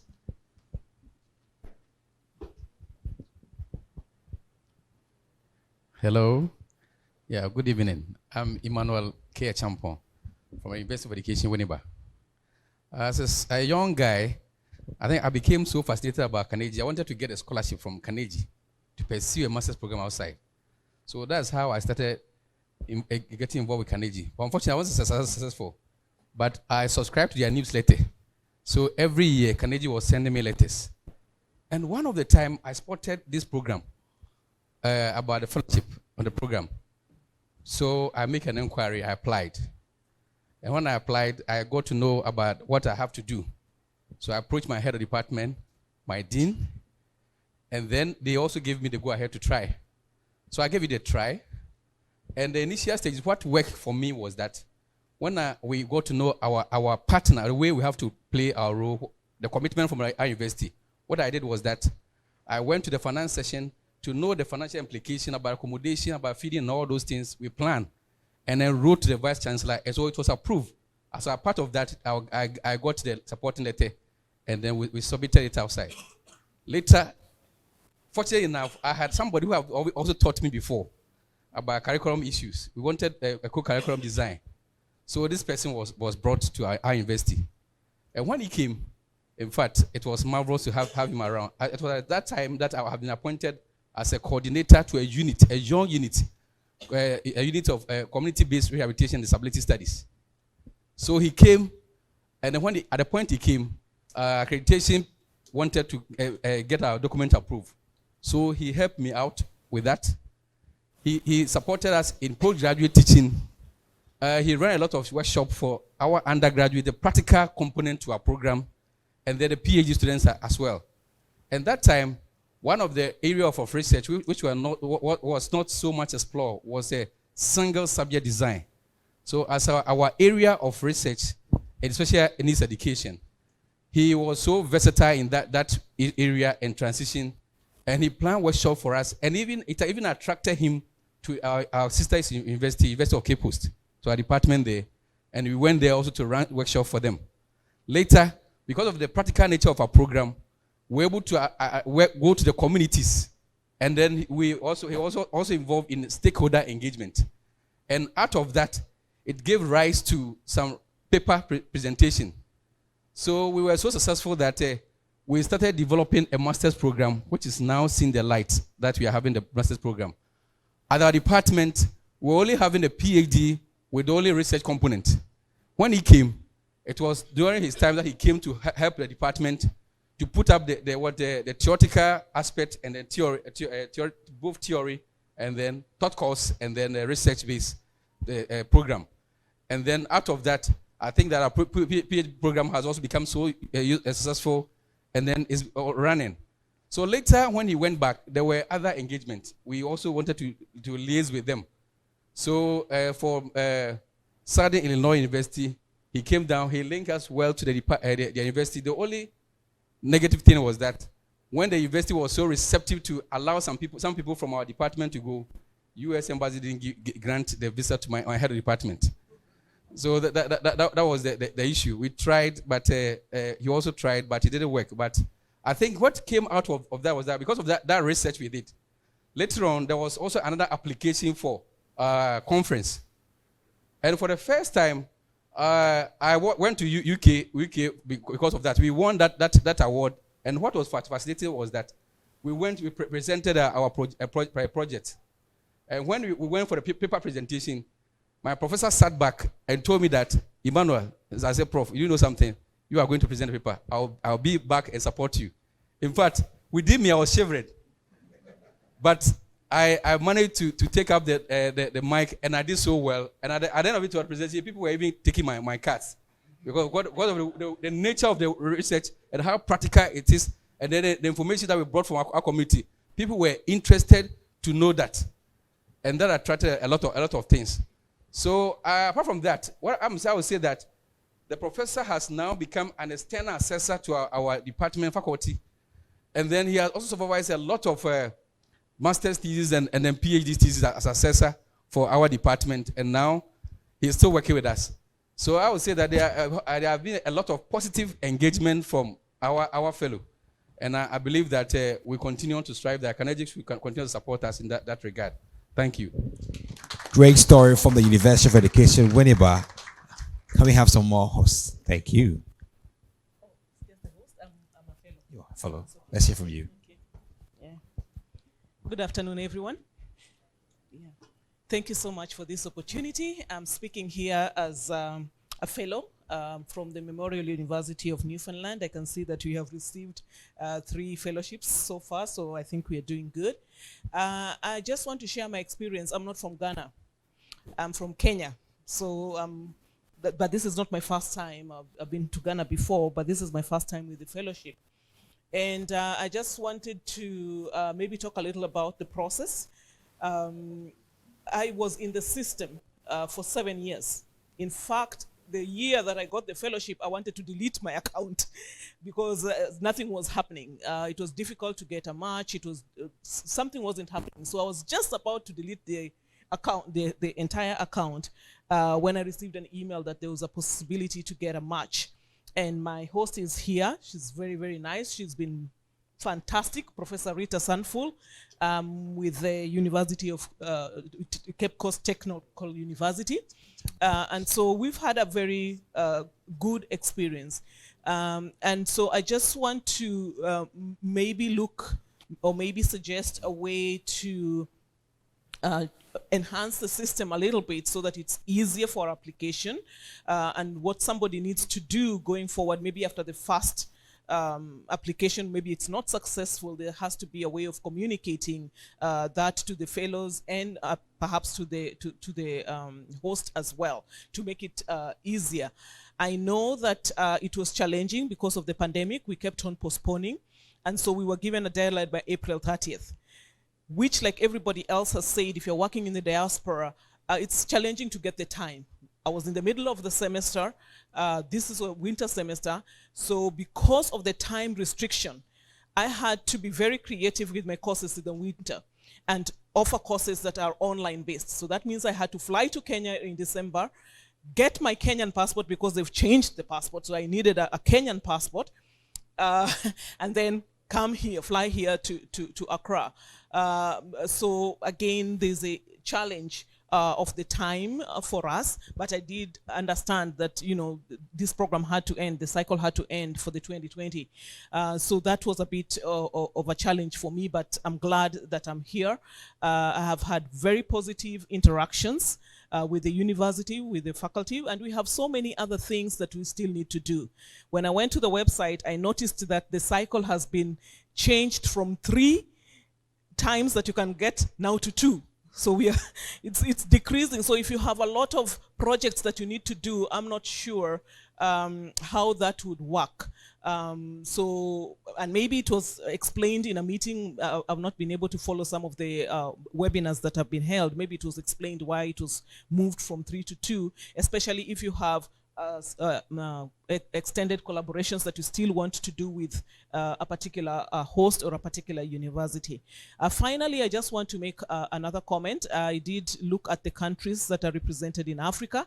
I've worked a lot in Rwanda as well, and I was just wondering if it is possible to include some of the private universities in Rwanda. They have some nice universities in Rwanda, but I can just see a limitation, and maybe not Rwanda alone, maybe just other universities in Africa, if you could expand it to some nice private universities or technical universities to be included in the program. Otherwise, all in all, I didn't have a problem. I come to Africa every year, so navigating the borders and okadas and the and the guinea fowls and in between has worked well for me. So thank you so much.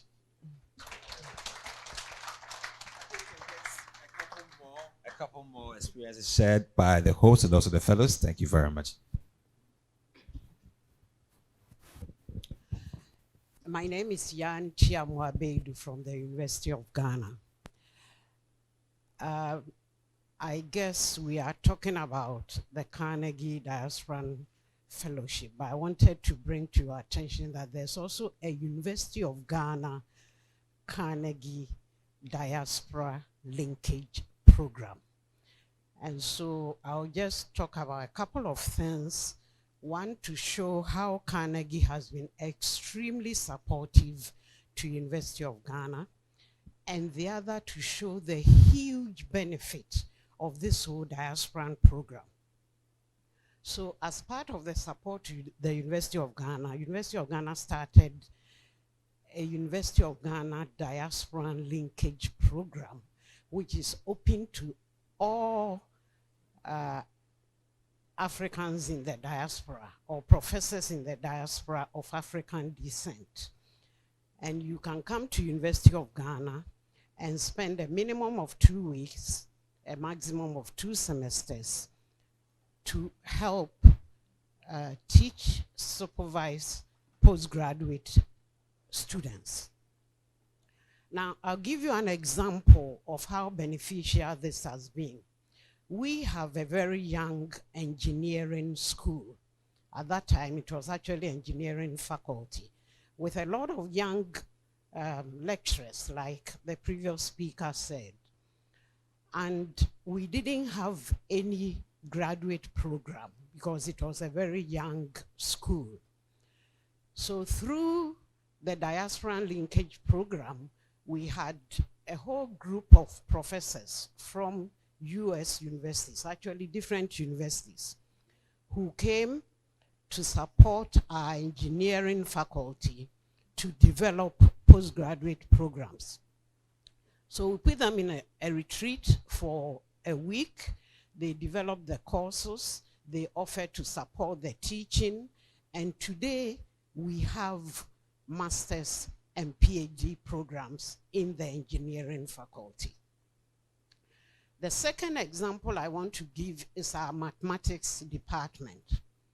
Again, at that time, we described our mathematics department as a dying department because you had 3 retired professors, one professor who was an Australian, unfortunately she passed on, and no young faculty. So again, through this diaspora linkage program, bringing people, starting to train young people and supporting them, today mathematics department is one of the strongest in the School of Physical and Mathematical Sciences. So all I want to say is that we have this other option also, and also that the diaspora linkage program is an extremely beneficial program that we should support. So thank you very much, Carnegie.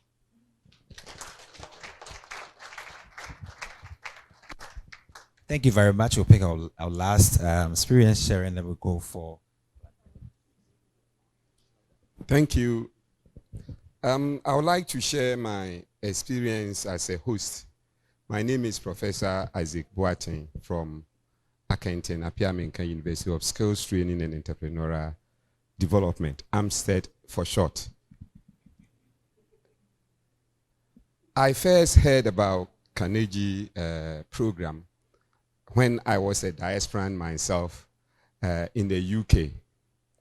A colleague at the University of Ghana contacted me if we can apply.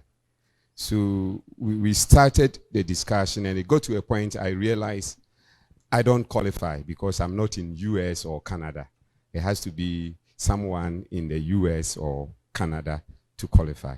So that is my first comment. I don't know if it can be expanded to other diasporans in other countries in Europe.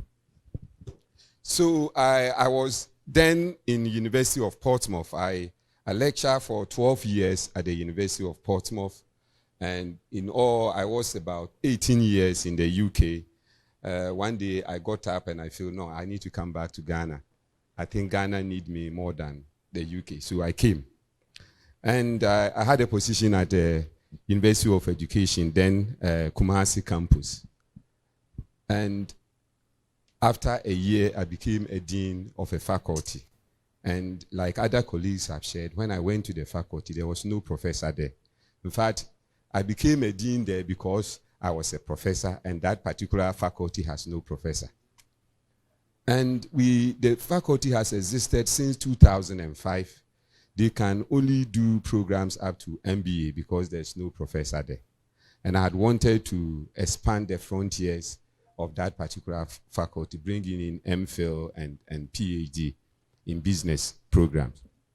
So in the course of discussion, Carnegie came to mind that we can get some professors to come and support us in the form of developing the curriculum.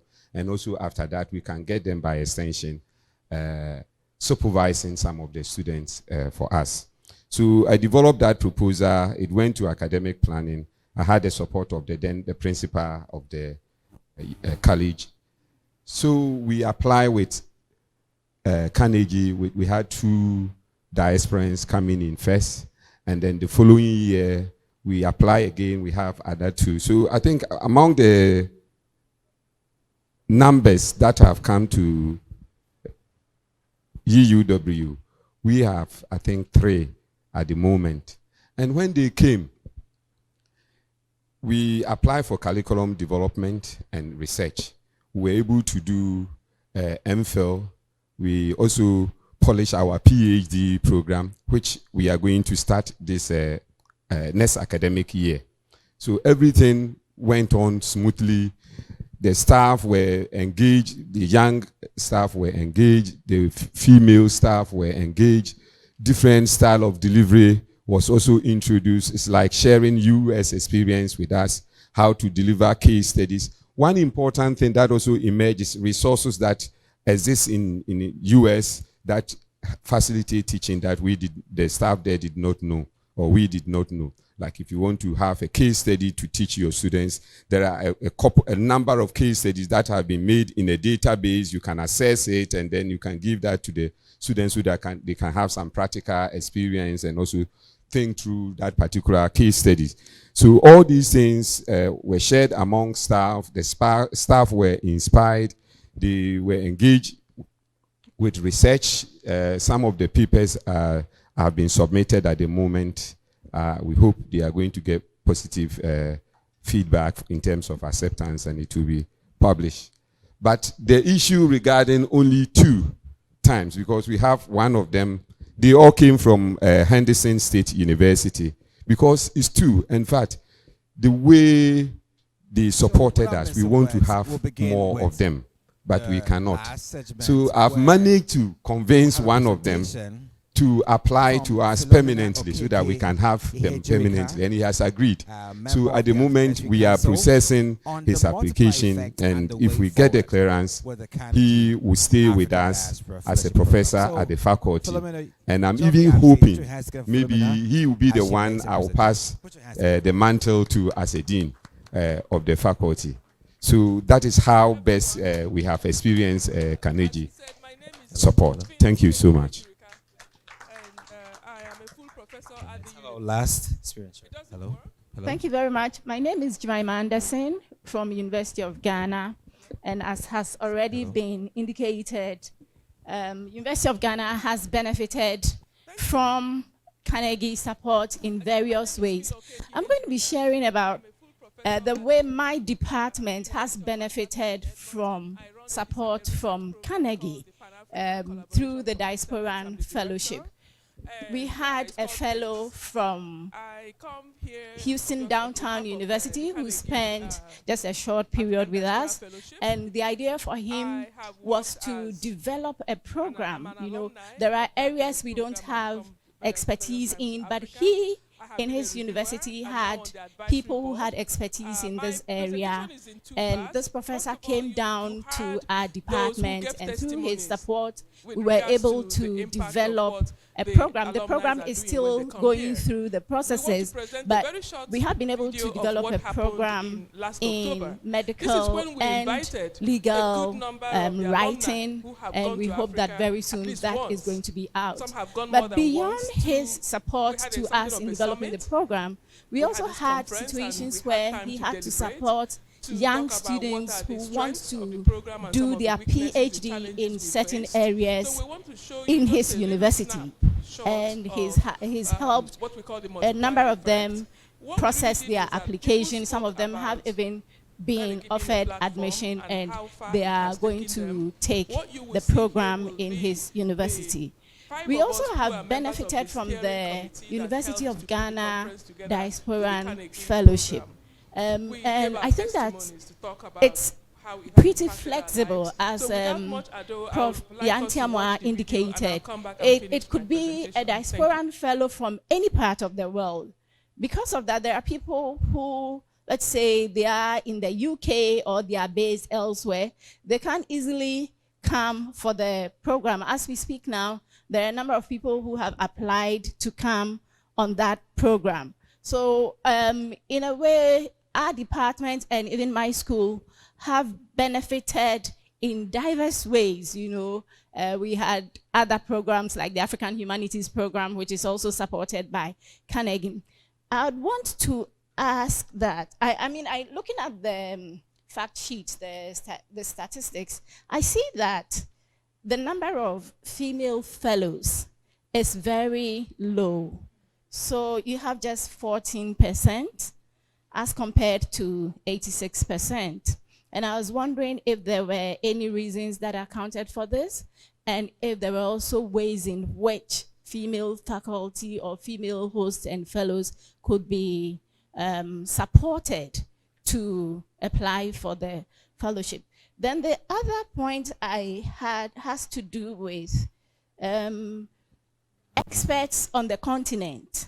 You know, sometimes there are people on the continent who have expertise that may be of use to us as faculty members in different areas, but because they don't fall into the Diasporan Fellowship category, we are not able to get them to come to our support. So I was wondering if it were possible to design a program, let's say for, it's a kind of fellowship program for faculty members on the continent, so that they can also come on short-term basis, like the Carnegie Diasporan Fellowship, you know. So I have people in South Africa or Nigeria or Kenya who want to come in for a month or two, just as the Carnegie Diasporan Fellowships fellows come in, and they are not able to come because they don't qualify as Diasporan fellows. So these are my recommendations. Thank you. Would you put your hands together? We can do it better. We can do it better. Put your hands together, nice people. So gladly we've gotten to a point where I'll have to acknowledge the presence of some special guests, the personal Professor Ernest Aite, former Vice Chancellor of the University of Ghana. Probably let's see your hand, give us a wave. And also Professor Kweku Osam, Pro Vice Chancellor, Academic Affairs, University of Ghana. If you're here, please give us a wave. And subsequently, we'll be also acknowledging the presence of other special guests joining us here. At the moment, I also want to send a word of acknowledgement to our media partners, GTV, TV3, AAU TV, University World News, and other media personnel over here for joining us covering this all-important event right here. So without missing words, we'll begin with the last segment where we'll have a presentation from Philomena Okeke Ihejirika, a member of the Advisory Council, on the multiplier effect and the way forward with the Carnegie African Diaspora Fellowship Program. So, Philomena, join me upstage. Put your hands together for Philomena as she makes a presentation. Put your hands together for her, please. Thank you, everyone. As he said, my name is Hello. Phil Okeke Ihejirika, and I am a full professor at the uni. It doesn't work? Hello, sorry. Hello? This one doesn't work. Thank you. Again, my name is Phil Okeke Ihejirika. I am a full professor at the University of Alberta in Edmonton. I run a research program called the Pan-African Collaboration for Excellence. I'm the director, and it's called PACE. I come here, obviously, on behalf of the Carnegie African Diaspora Fellowship. I have worked as, I'm an alumni of that program. I've come various times to Africa. I have been a reviewer and now on the advisory board. My presentation is in two parts. First of all, you heard those who gave testimonies with regards to the impact of what the alumni are doing when they come here. We want to present a very short video of what happened in last October. This is when we invited a good number of the alumni who have gone to Africa at least once. Some have gone more than once. We had something of a summit. We had this conference and we had time to deliberate, to talk about what are the strengths of the program and some of the weaknesses, the challenges we faced. So we want to show you just a little snapshot of what we call the multiplier effect. What we really did was that people spoke about Carnegie being a platform and how far it has taken them. What you will see here will be the 5 of us who are members of the steering committee that helped to put the conference together with the Carnegie program. We gave our testimonies to talk about how it has impacted our lives. So without much ado, I would like us to watch the video and I'll come back and finish my presentation. Thank you.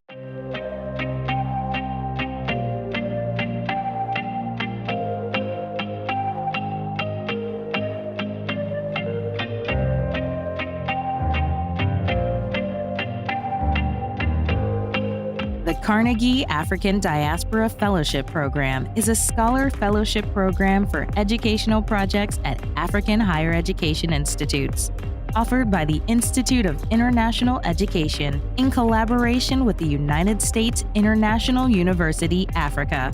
The program is funded by a grant from Carnegie Corporation of New York.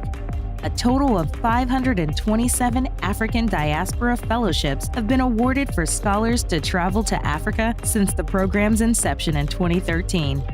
The Carnegie African Diaspora Fellowship Program exemplifies CCNY's enduring commitment to higher education in Africa. IIE manages and administers the program, including applications, project requests, and fellowships, and the USIU Africa provides strategic direction through the Advisory Council. Accredited African universities in 6 host countries: Ghana, Kenya, Nigeria, South Africa, Tanzania, and Uganda host African-born scholars to work in projects and research collaboration, graduate student teaching and mentoring, and curriculum co-development. These academic relationships, scholarships, and engagements have forged permanent changes in the continent and yielded great results with the multiplier effect in terms of scope, output, and deliverables.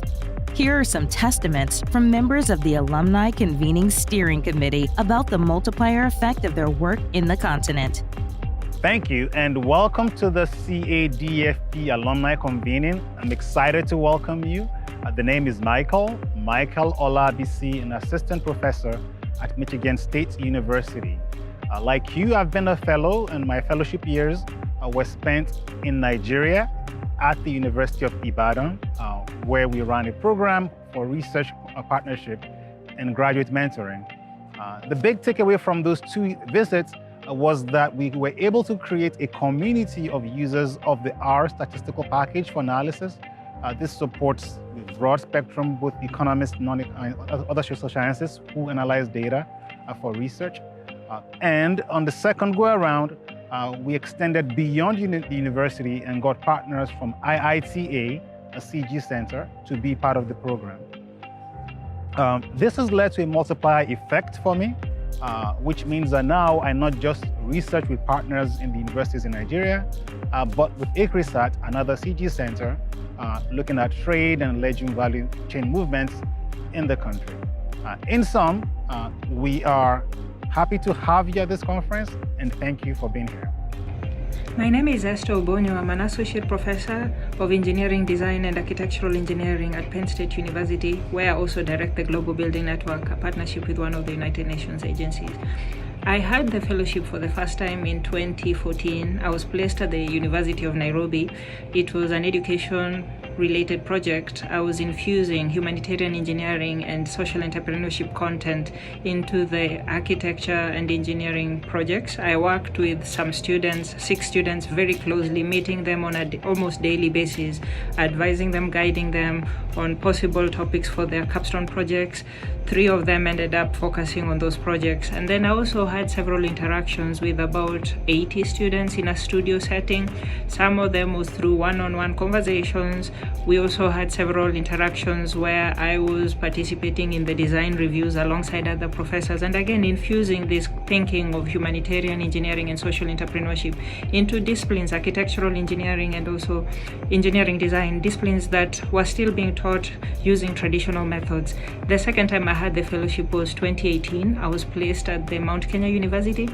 The focus of the project was research oriented. We were looking at urban health through bringing in these aspects of building environment intersecting with public health and epidemiology. I mentored up to 40 faculty members from different disciplines who were at different stages of completing their graduate studies.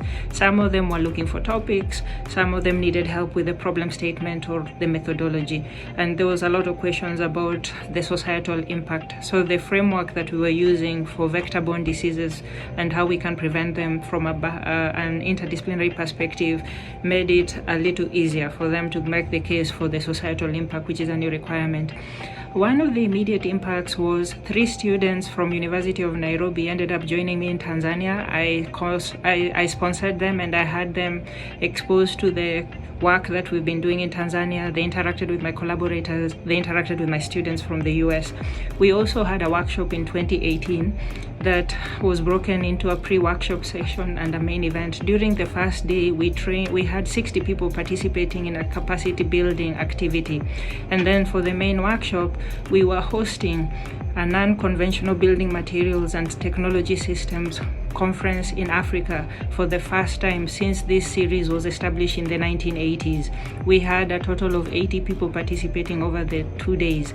We had participants from African countries, from Europe, from the US, South America, Latin America. More recently, we've been awarded a Belmont Forum grant that's about $1.1 million.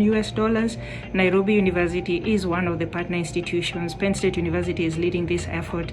All these are bringing together building on some of the things that we started doing during the fellowship. Hello everyone, my name is Philomena Okeki Hejirika. I'm a dual citizen of Nigeria and Canada and a full professor in the Women's and Gender Studies Department of the University of Alberta, Canada. Preferably, I go by my popular name, Dr. Phil. My research interests cover a wide array of expertise, including gender and development, higher education in Africa, international migration and settlement, as well as transnational research collaboration and graduate training. I'm greatly honored to join you as brothers and sisters in shaping a vision that will significantly shape the future of Africa's higher education for the public good. Indeed, I reserve a huge applause to the Carnegie Corporation for making this event happen.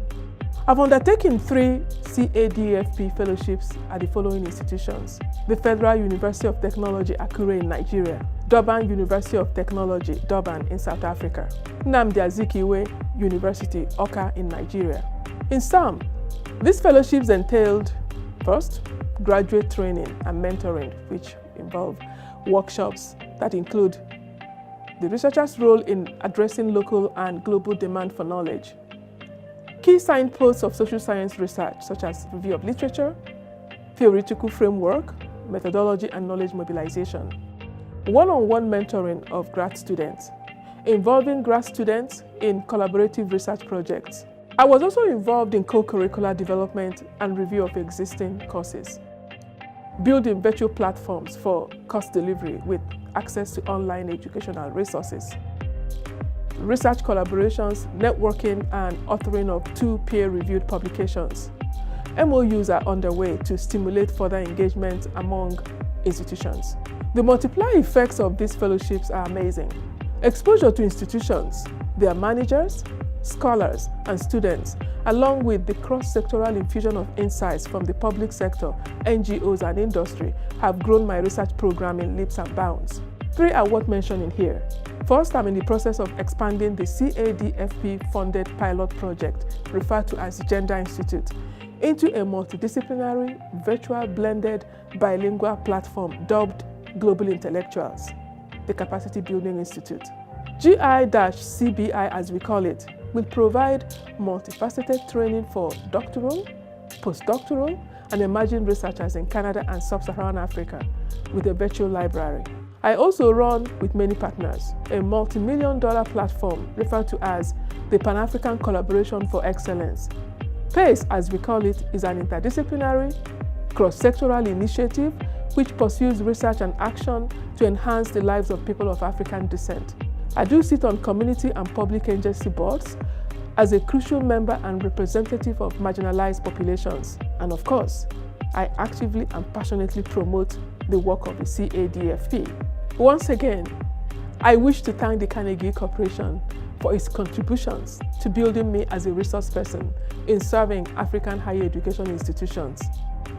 Welcome everyone to this event. Hello, I'm Kefo Tiso. I'm a professor of geography at Bowling Green State University in Bowling Green, Ohio. I'm a recipient of 2 Carnegie African Diaspora Fellowships in 2015 and 2016. Both fellowships were at Kisii University in southwestern Kenya. At the university, my role was to engage in geographic research, curriculum co-development, and graduate student training and mentoring. We accomplished these objectives to various degrees of success. My fellowships have had 3 main multiplier effects, including the creation of an outstanding Department of Geography at Kisii University, and the establishment of an MOU between BGSU and the Kisii University in 2015 that covers faculty and student exchanges and joint research engagements. Since 2016, we have exchanged some faculty and administrator visits, and BGSU has recruited graduate students from Kisii University. We have also written some joint research proposals. Currently, I am a co-PI on an NSF-funded research project that is using Lake Victoria as a site for training US and Kenyan PhD students in the area of water quality management in tropical lakes. I look forward to engaging with you at this Cardiff Alumni Assembly. Thank you. Hello everyone, I am Jasmine Renner and I'm a tenured full professor at the Department of Educational Leadership and Policy Analysis at East Tennessee State University. I'm also the lead consultant and founder of Rehovot Educational Consulting, a business endeavor that specializes in e-learning and education innovative technologies. In December 2014, I engaged in a CADFP academic project with staff, faculty, and students at Livingstone University in Uganda. We focus our academic partnership as a joint research collaboration to evaluate Kindle implementation as part of their e-learning strategy. The project involved all of the units and it was system-wide. It took an in-depth look at the effectiveness of the implementation of their Kindle system.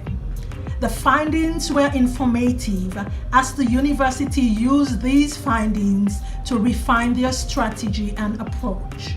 In December 2016, I received another grant, and this time I collaborated with the Kenyan College of Accounting, KCA, in Nairobi, Kenya. I engaged in curriculum co-development for distance learning and also the development of a training of trainer manuals for online instructors. This was also a system-wide curriculum development engagement. So what are the accomplishments of my CADFP collaborative grant in Uganda and Kenya? Both institutions are now utilizing the resources and the information provided with the findings to refine their platform on e-learning and mobile learning.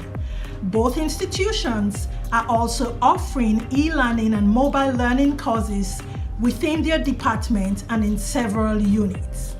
Active collaboration with students and faculty continue to expand as we have published 2 refereed publications and done 3 conference presentations. Another accomplishment was the mentoring of students, which led to a 7-country mentoring program where students were mentored for leadership. This has resulted in the publication of 7 children's non-fiction story novels that has been translated into Kiswahili, Spanish, Portuguese, Arabic, French, and now Amharic. All of these novels are available at Amazon.com. So you may ask, what is the multiplier effect? From appraising the effectiveness of Kindle implementation in Uganda and engaging in mentoring students in Kenya, which led to a 7-country mentoring program and books published into 5 different languages, I simply call it a product of the multiplier effect. Another example of this effect is that in 2019, I received an award from the United States Department of State in collaboration with IIE and the US Embassy in Ethiopia as a 2019 Ambassador's Distinguished Scholar. In Ethiopia, I spent a whole year with higher education institutions and the embassy in crafting effective research and scholarship policies and engagement. Thanks to the Carnegie African Fellowship, which made all of this possible. Thank you for watching and listening to this video about the multiplier effect resulting from the engagement between African diaspora academics in the US and Canada and African institutions of higher education. We welcome and invite your continued engagement, investment, and collaboration with our program.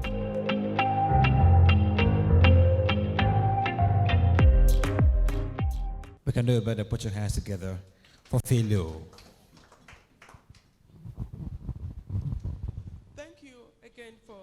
Time to watch this video. What you have seen basically tells you a little bit more about we who are in diaspora, what we think about the CADFP. You would notice from what the 5 of us were saying, the CADFP is really not just something that gives us the ticket to come and go. It's a platform. It's a platform that energizes us to do work in our continent. Many of us before CADFP have been coming to Africa. We go to wherever we can go. We use our personal resources.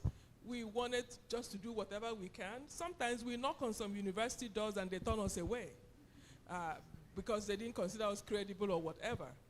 But CADFP created a platform. They created the structures. You don't have to do anything. You just have to figure out where you're going and they will enable you to go and do that. And that was very, very crucial. When I say a platform, it really means that you can get 1 or 2 or 3 chances, but is there an opportunity to push yourself, to challenge yourself? You would notice that they talked with a lot of enthusiasm.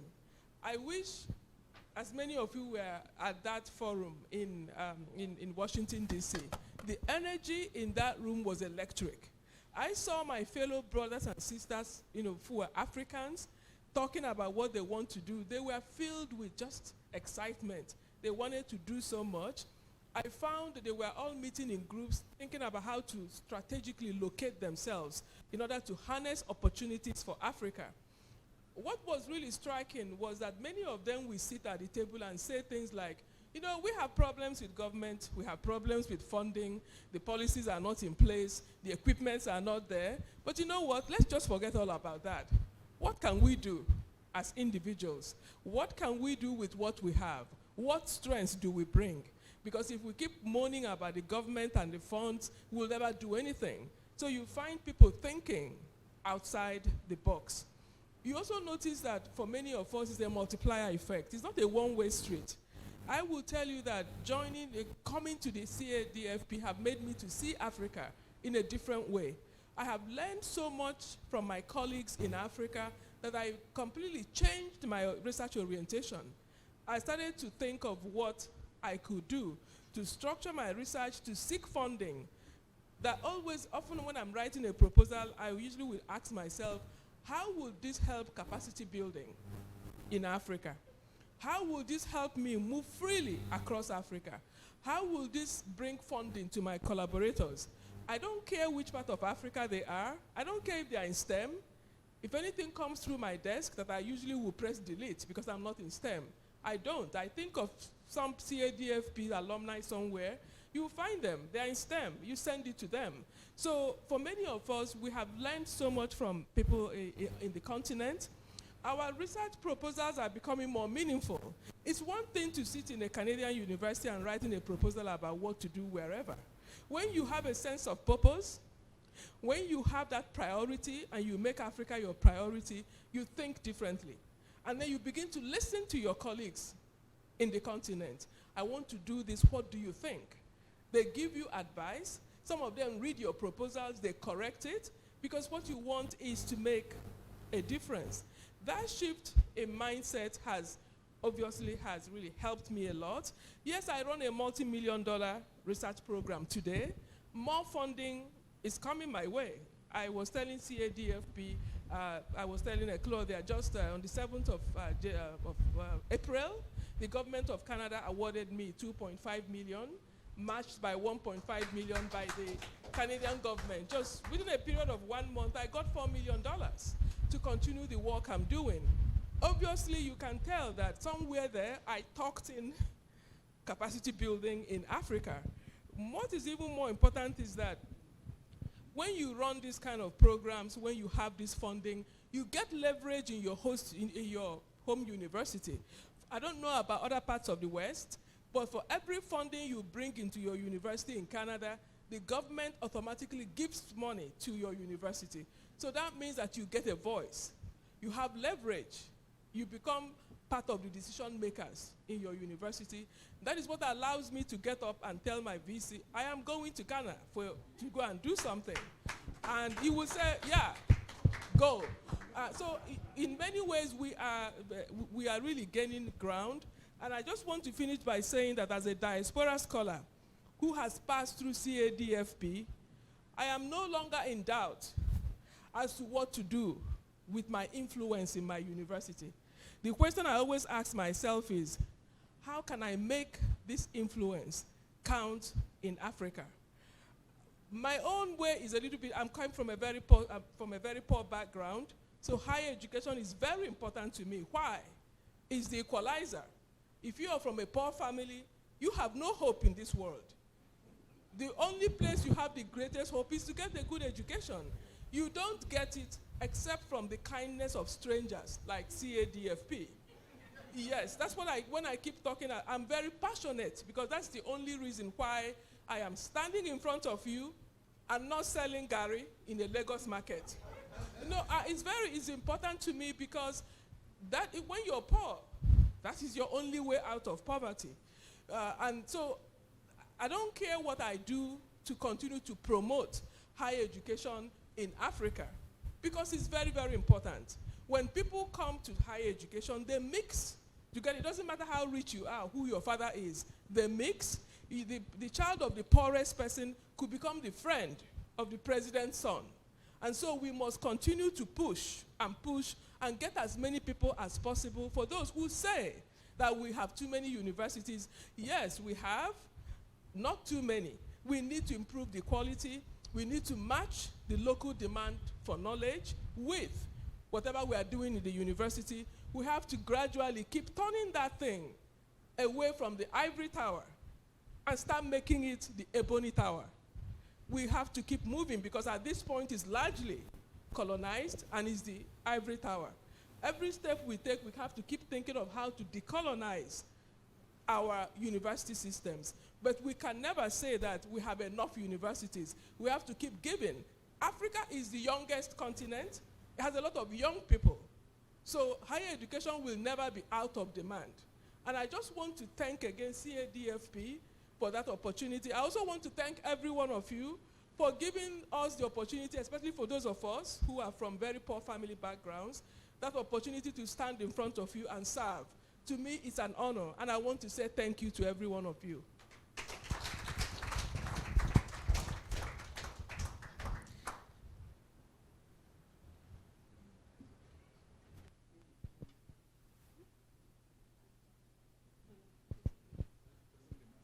All right, so thank you very much for your presentation, very insightful.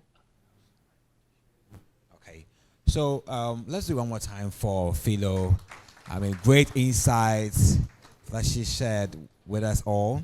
We would like to take a round of experience sharing by our hosts and our scholars, if there are any who want to do that before we move to the last item on our program lineup. So, would you want to share something? Would you want to share something with us? An experience? Yes.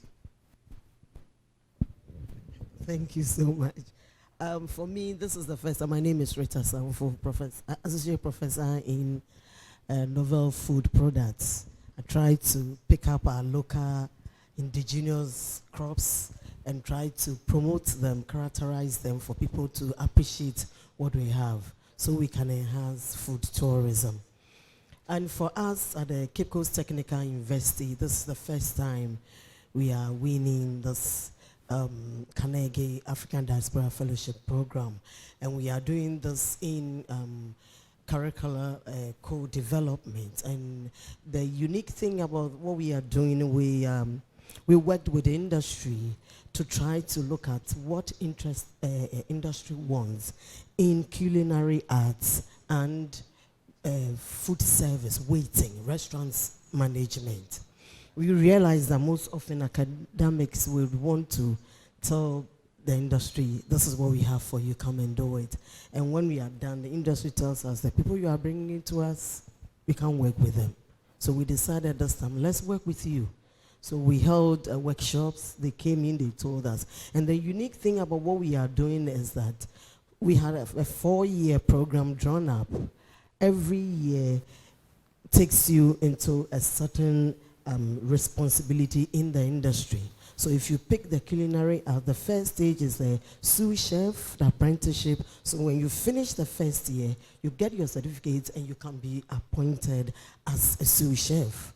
When you go around and you want to come out, you come and do the second year, you can go into the next stage until you get to become the head of the kitchen. The same for the restaurant until you become the banquet manager. Very unique. The only challenge is with supervising bodies, GTech and all that. They will tell you the things you need to do and all that. But meanwhile, industry is saying we have people working in industry who have done so, they have a lot of experience, but they don't have the certificate. And since we are also bent on where is your certificate and where is your certificate, they need something. So they may not need all the other GAC things they are bringing. They call something mathematics, numeracy, disturbing the people when they just want to come in, go straight into your profession and move on. And that is where the challenge is coming in. We had to really push into doing this. One interesting thing about what we did, initially the proposal was for just one curriculum, but we managed to do 2. And we are very enthused about this that we have done. We are just hoping that we will be able to get it through, because my institution, one of our ambitions is that we're trying to see if we could set this program in a hotel school. The first within the sub-region, we don't have it. And we are working with a group from Netherlands. They are yet to come in for us to do the, what do they call it? They want to come around, let's have a look at what is going on. Where can we place the hotel school in the Cape Coast municipality? And then we go on and see what we can do. The challenge will be funding, but we'll do what we can within our purview and what we have. But we are hoping that by the end of the year, the GTEC and CTVET would be able to see reason with us with what we are doing, with the contribution from industry, what they expect from us. Then we could push this through and be able to start it, because they are anxious in the water. And I think it's been very exciting with Professor Okesh here. We've had a nice time, and we are hoping that we could work again to ensure that we see this project through. Thank you so much. Thank you. Thank you. Great. Few comments? A little of a multiplier effect. I share with one of our alumni during their visit that I wish I could set up a faculty library, because we are a new university and we don't have enough books for our students. It was just a conversation. Then after they left, I had a call. The alumni sent us, it's like a van full of business books. I was surprised. He paid for it, everything. It came to Ghana, and we are very privileged. The books, after I received it, my vice chancellor said, we don't have enough. Let's keep it all in the library. You can't set a faculty one so that everybody can share, and I agree to that. So these books are in the library, and you can imagine the multiplier effect of the books. We asked for research and curriculum development, but we got library resources in addition. Thank you. Thank you. Let's hear from you as well. Hello, everyone. I'm Dr. Anita Enchua, and I applied for Carnegie from a private institution. I was in All Nations University. I worked for the All Nations University Space Systems Technology Laboratory. That is the laboratory that launched the first satellite for Ghana. So apart from working on satellites, the other things we used to do was to go for pollution monitoring from the various industries and mining sites. So we applied for Carnegie, and I was lucky enough to get 2 scholars to come at the same time. So one was for AI, artificial intelligence, and the other one was for pollution monitoring, because we wanted to combine artificial intelligence and pollution monitoring. So we had we have the scholars coming in during the Christmas holidays. Then we were supposed to go to 5 places to go for pollution measurement. One of the places was Abobloshi. So we spent some time at Abobloshi. In fact, when I came back, I had headache because of the polluted nature of the place. Now the next place we went to was Navrongo. So when we were going to Navrongo, we did not know anybody at that site, so we decided to contact CADFP University. So when we contacted them, they were excited to also host us in their institution, and they helped us in our pollution monitoring. And as of now, we are drafting an MOU between the Space Laboratory, CADFP, and Morgan State University, where one of our hosts is coming from. Now we also have an MOU with Morgan State University, and our host is now the director for our Space Systems and Technology Laboratory. So with the help of him, we have also been able to get access to NASA, where we have hosted NASA's equipment. So NASA has also given us equipment for pollution monitoring. So aside that, we also got devices for pollution monitoring, and now we are running a consultancy for pollution monitoring. And we have been able to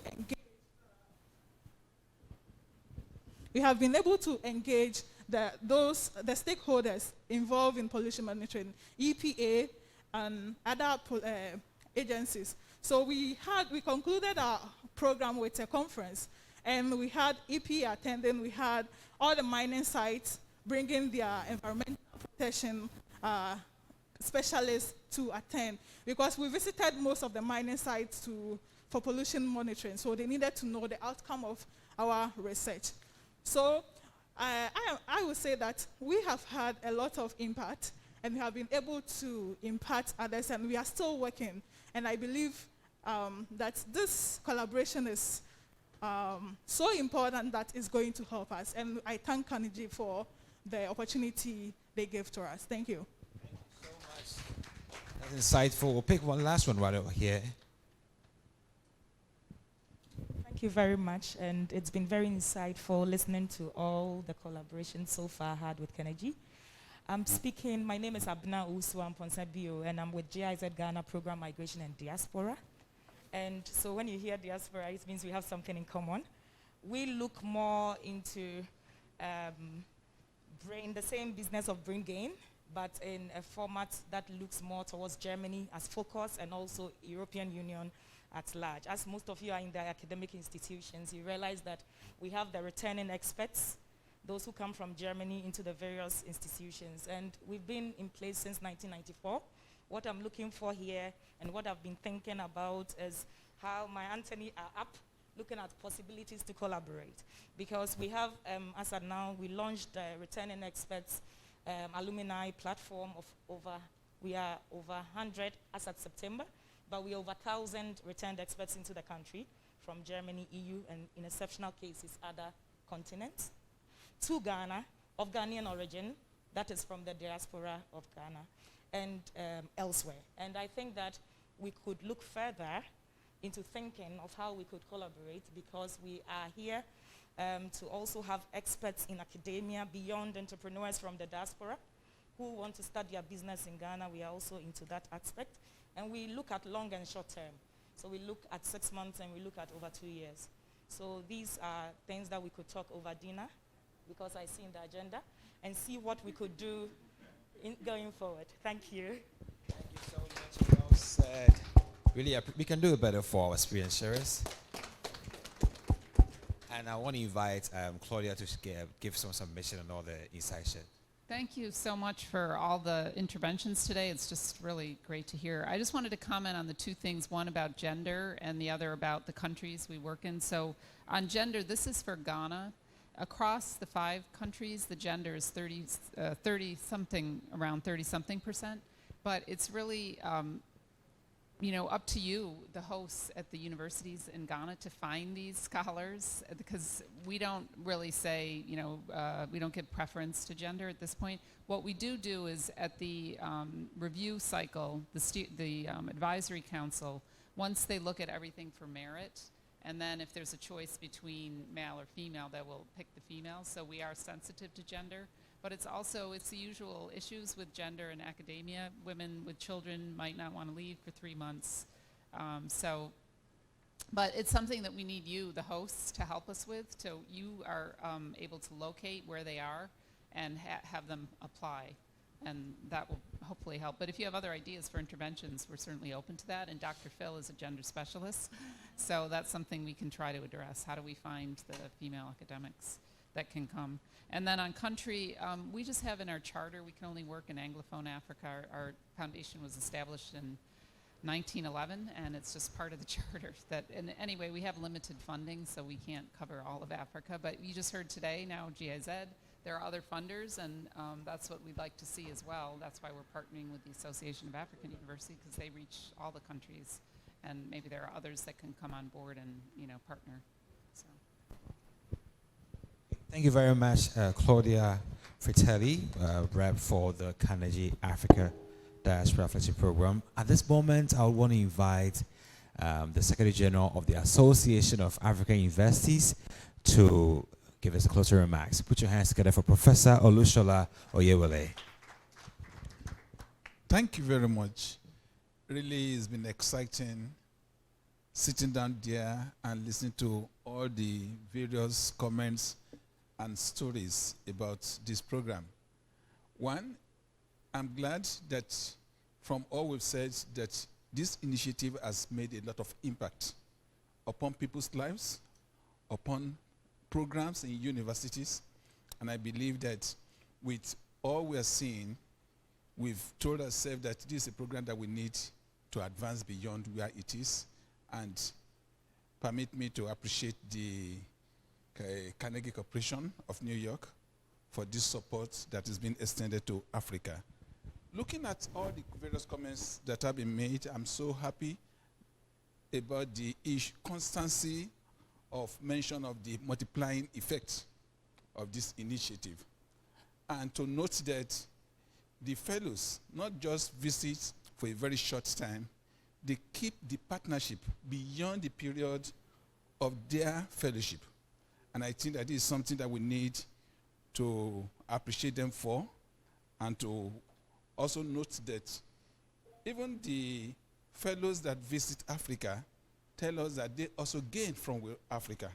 They get inspiration for their research work when they come to Africa, and both of us, we benefit one way or the other. I'm so glad that a suggestion that was made, and I think that Carnegie will need to think about it, that there are also some professors within the African continent who we can also network to visit other universities in other countries. I hope, Carnegie, we can take it up, and I tell you, AAU will be glad to follow up on that initiative after this particular meeting. All that remains for me is to thank the Carnegie Corporation, represented here by Claudia, for this great support and for choosing Ghana for this particular meeting. I also want to express our appreciation to all the advisory council members. It's been nice having you around, and I'm sure that, please, come again. We still want, Ghana is available, and AAU will be willing to host you again. And ladies and gentlemen, for all of us who have been here today, I want to appreciate you all. But permit me to especially thank the Director of Diaspora Affairs in the presidency. We really thank you for the time you've taken and to share with us, and to know that this issue of diaspora has full government support. We really appreciate you, and through you, we thank the President of Ghana for supporting the diaspora program. We also want to thank the Director of Tertiary Education for sharing with us all those great things that the Ministry of Education is doing to advance education within Ghana. I cannot but also thank the immediate, a former Minister of Education of Ghana, Professor Nana, who has left. I will tell you, for so many years, she was a member of the board of AAU. And beyond the period of her being a board member, she continued to show interest in supporting AAU. I want to thank her and appreciate her. And for all of us present here, all the universities, all that are here, we thank you. And to tell you that from our side in AAU, we want to serve you more. Thank you for being here, and thank you for coming. But if I end up this final remarks without appreciating a great man in our midst, our brother, who has been championing the issue of collaboration between universities and the private sector. It will not be fair. We want to thank him. He's been the brain behind the African Trust Fund, whereby the private sector want to create a fund that can support higher education in the African continent. We thank you for being with us. All of us, we appreciate you. I will not but mention IE, Jeremy, for all the efforts you've made to cause it that this program will be holding. We appreciate you. And lastly, the technical people and the ladies who usher us in. All of us, you've contributed a lot, and we should also thank the hotel management for what they've done in hosting us. We appreciate you all. Thank you for coming. I hope that very soon again, we shall call you, and we shall keep on discussing, sharing ideas on how to advance higher education in Africa. Thank you very much.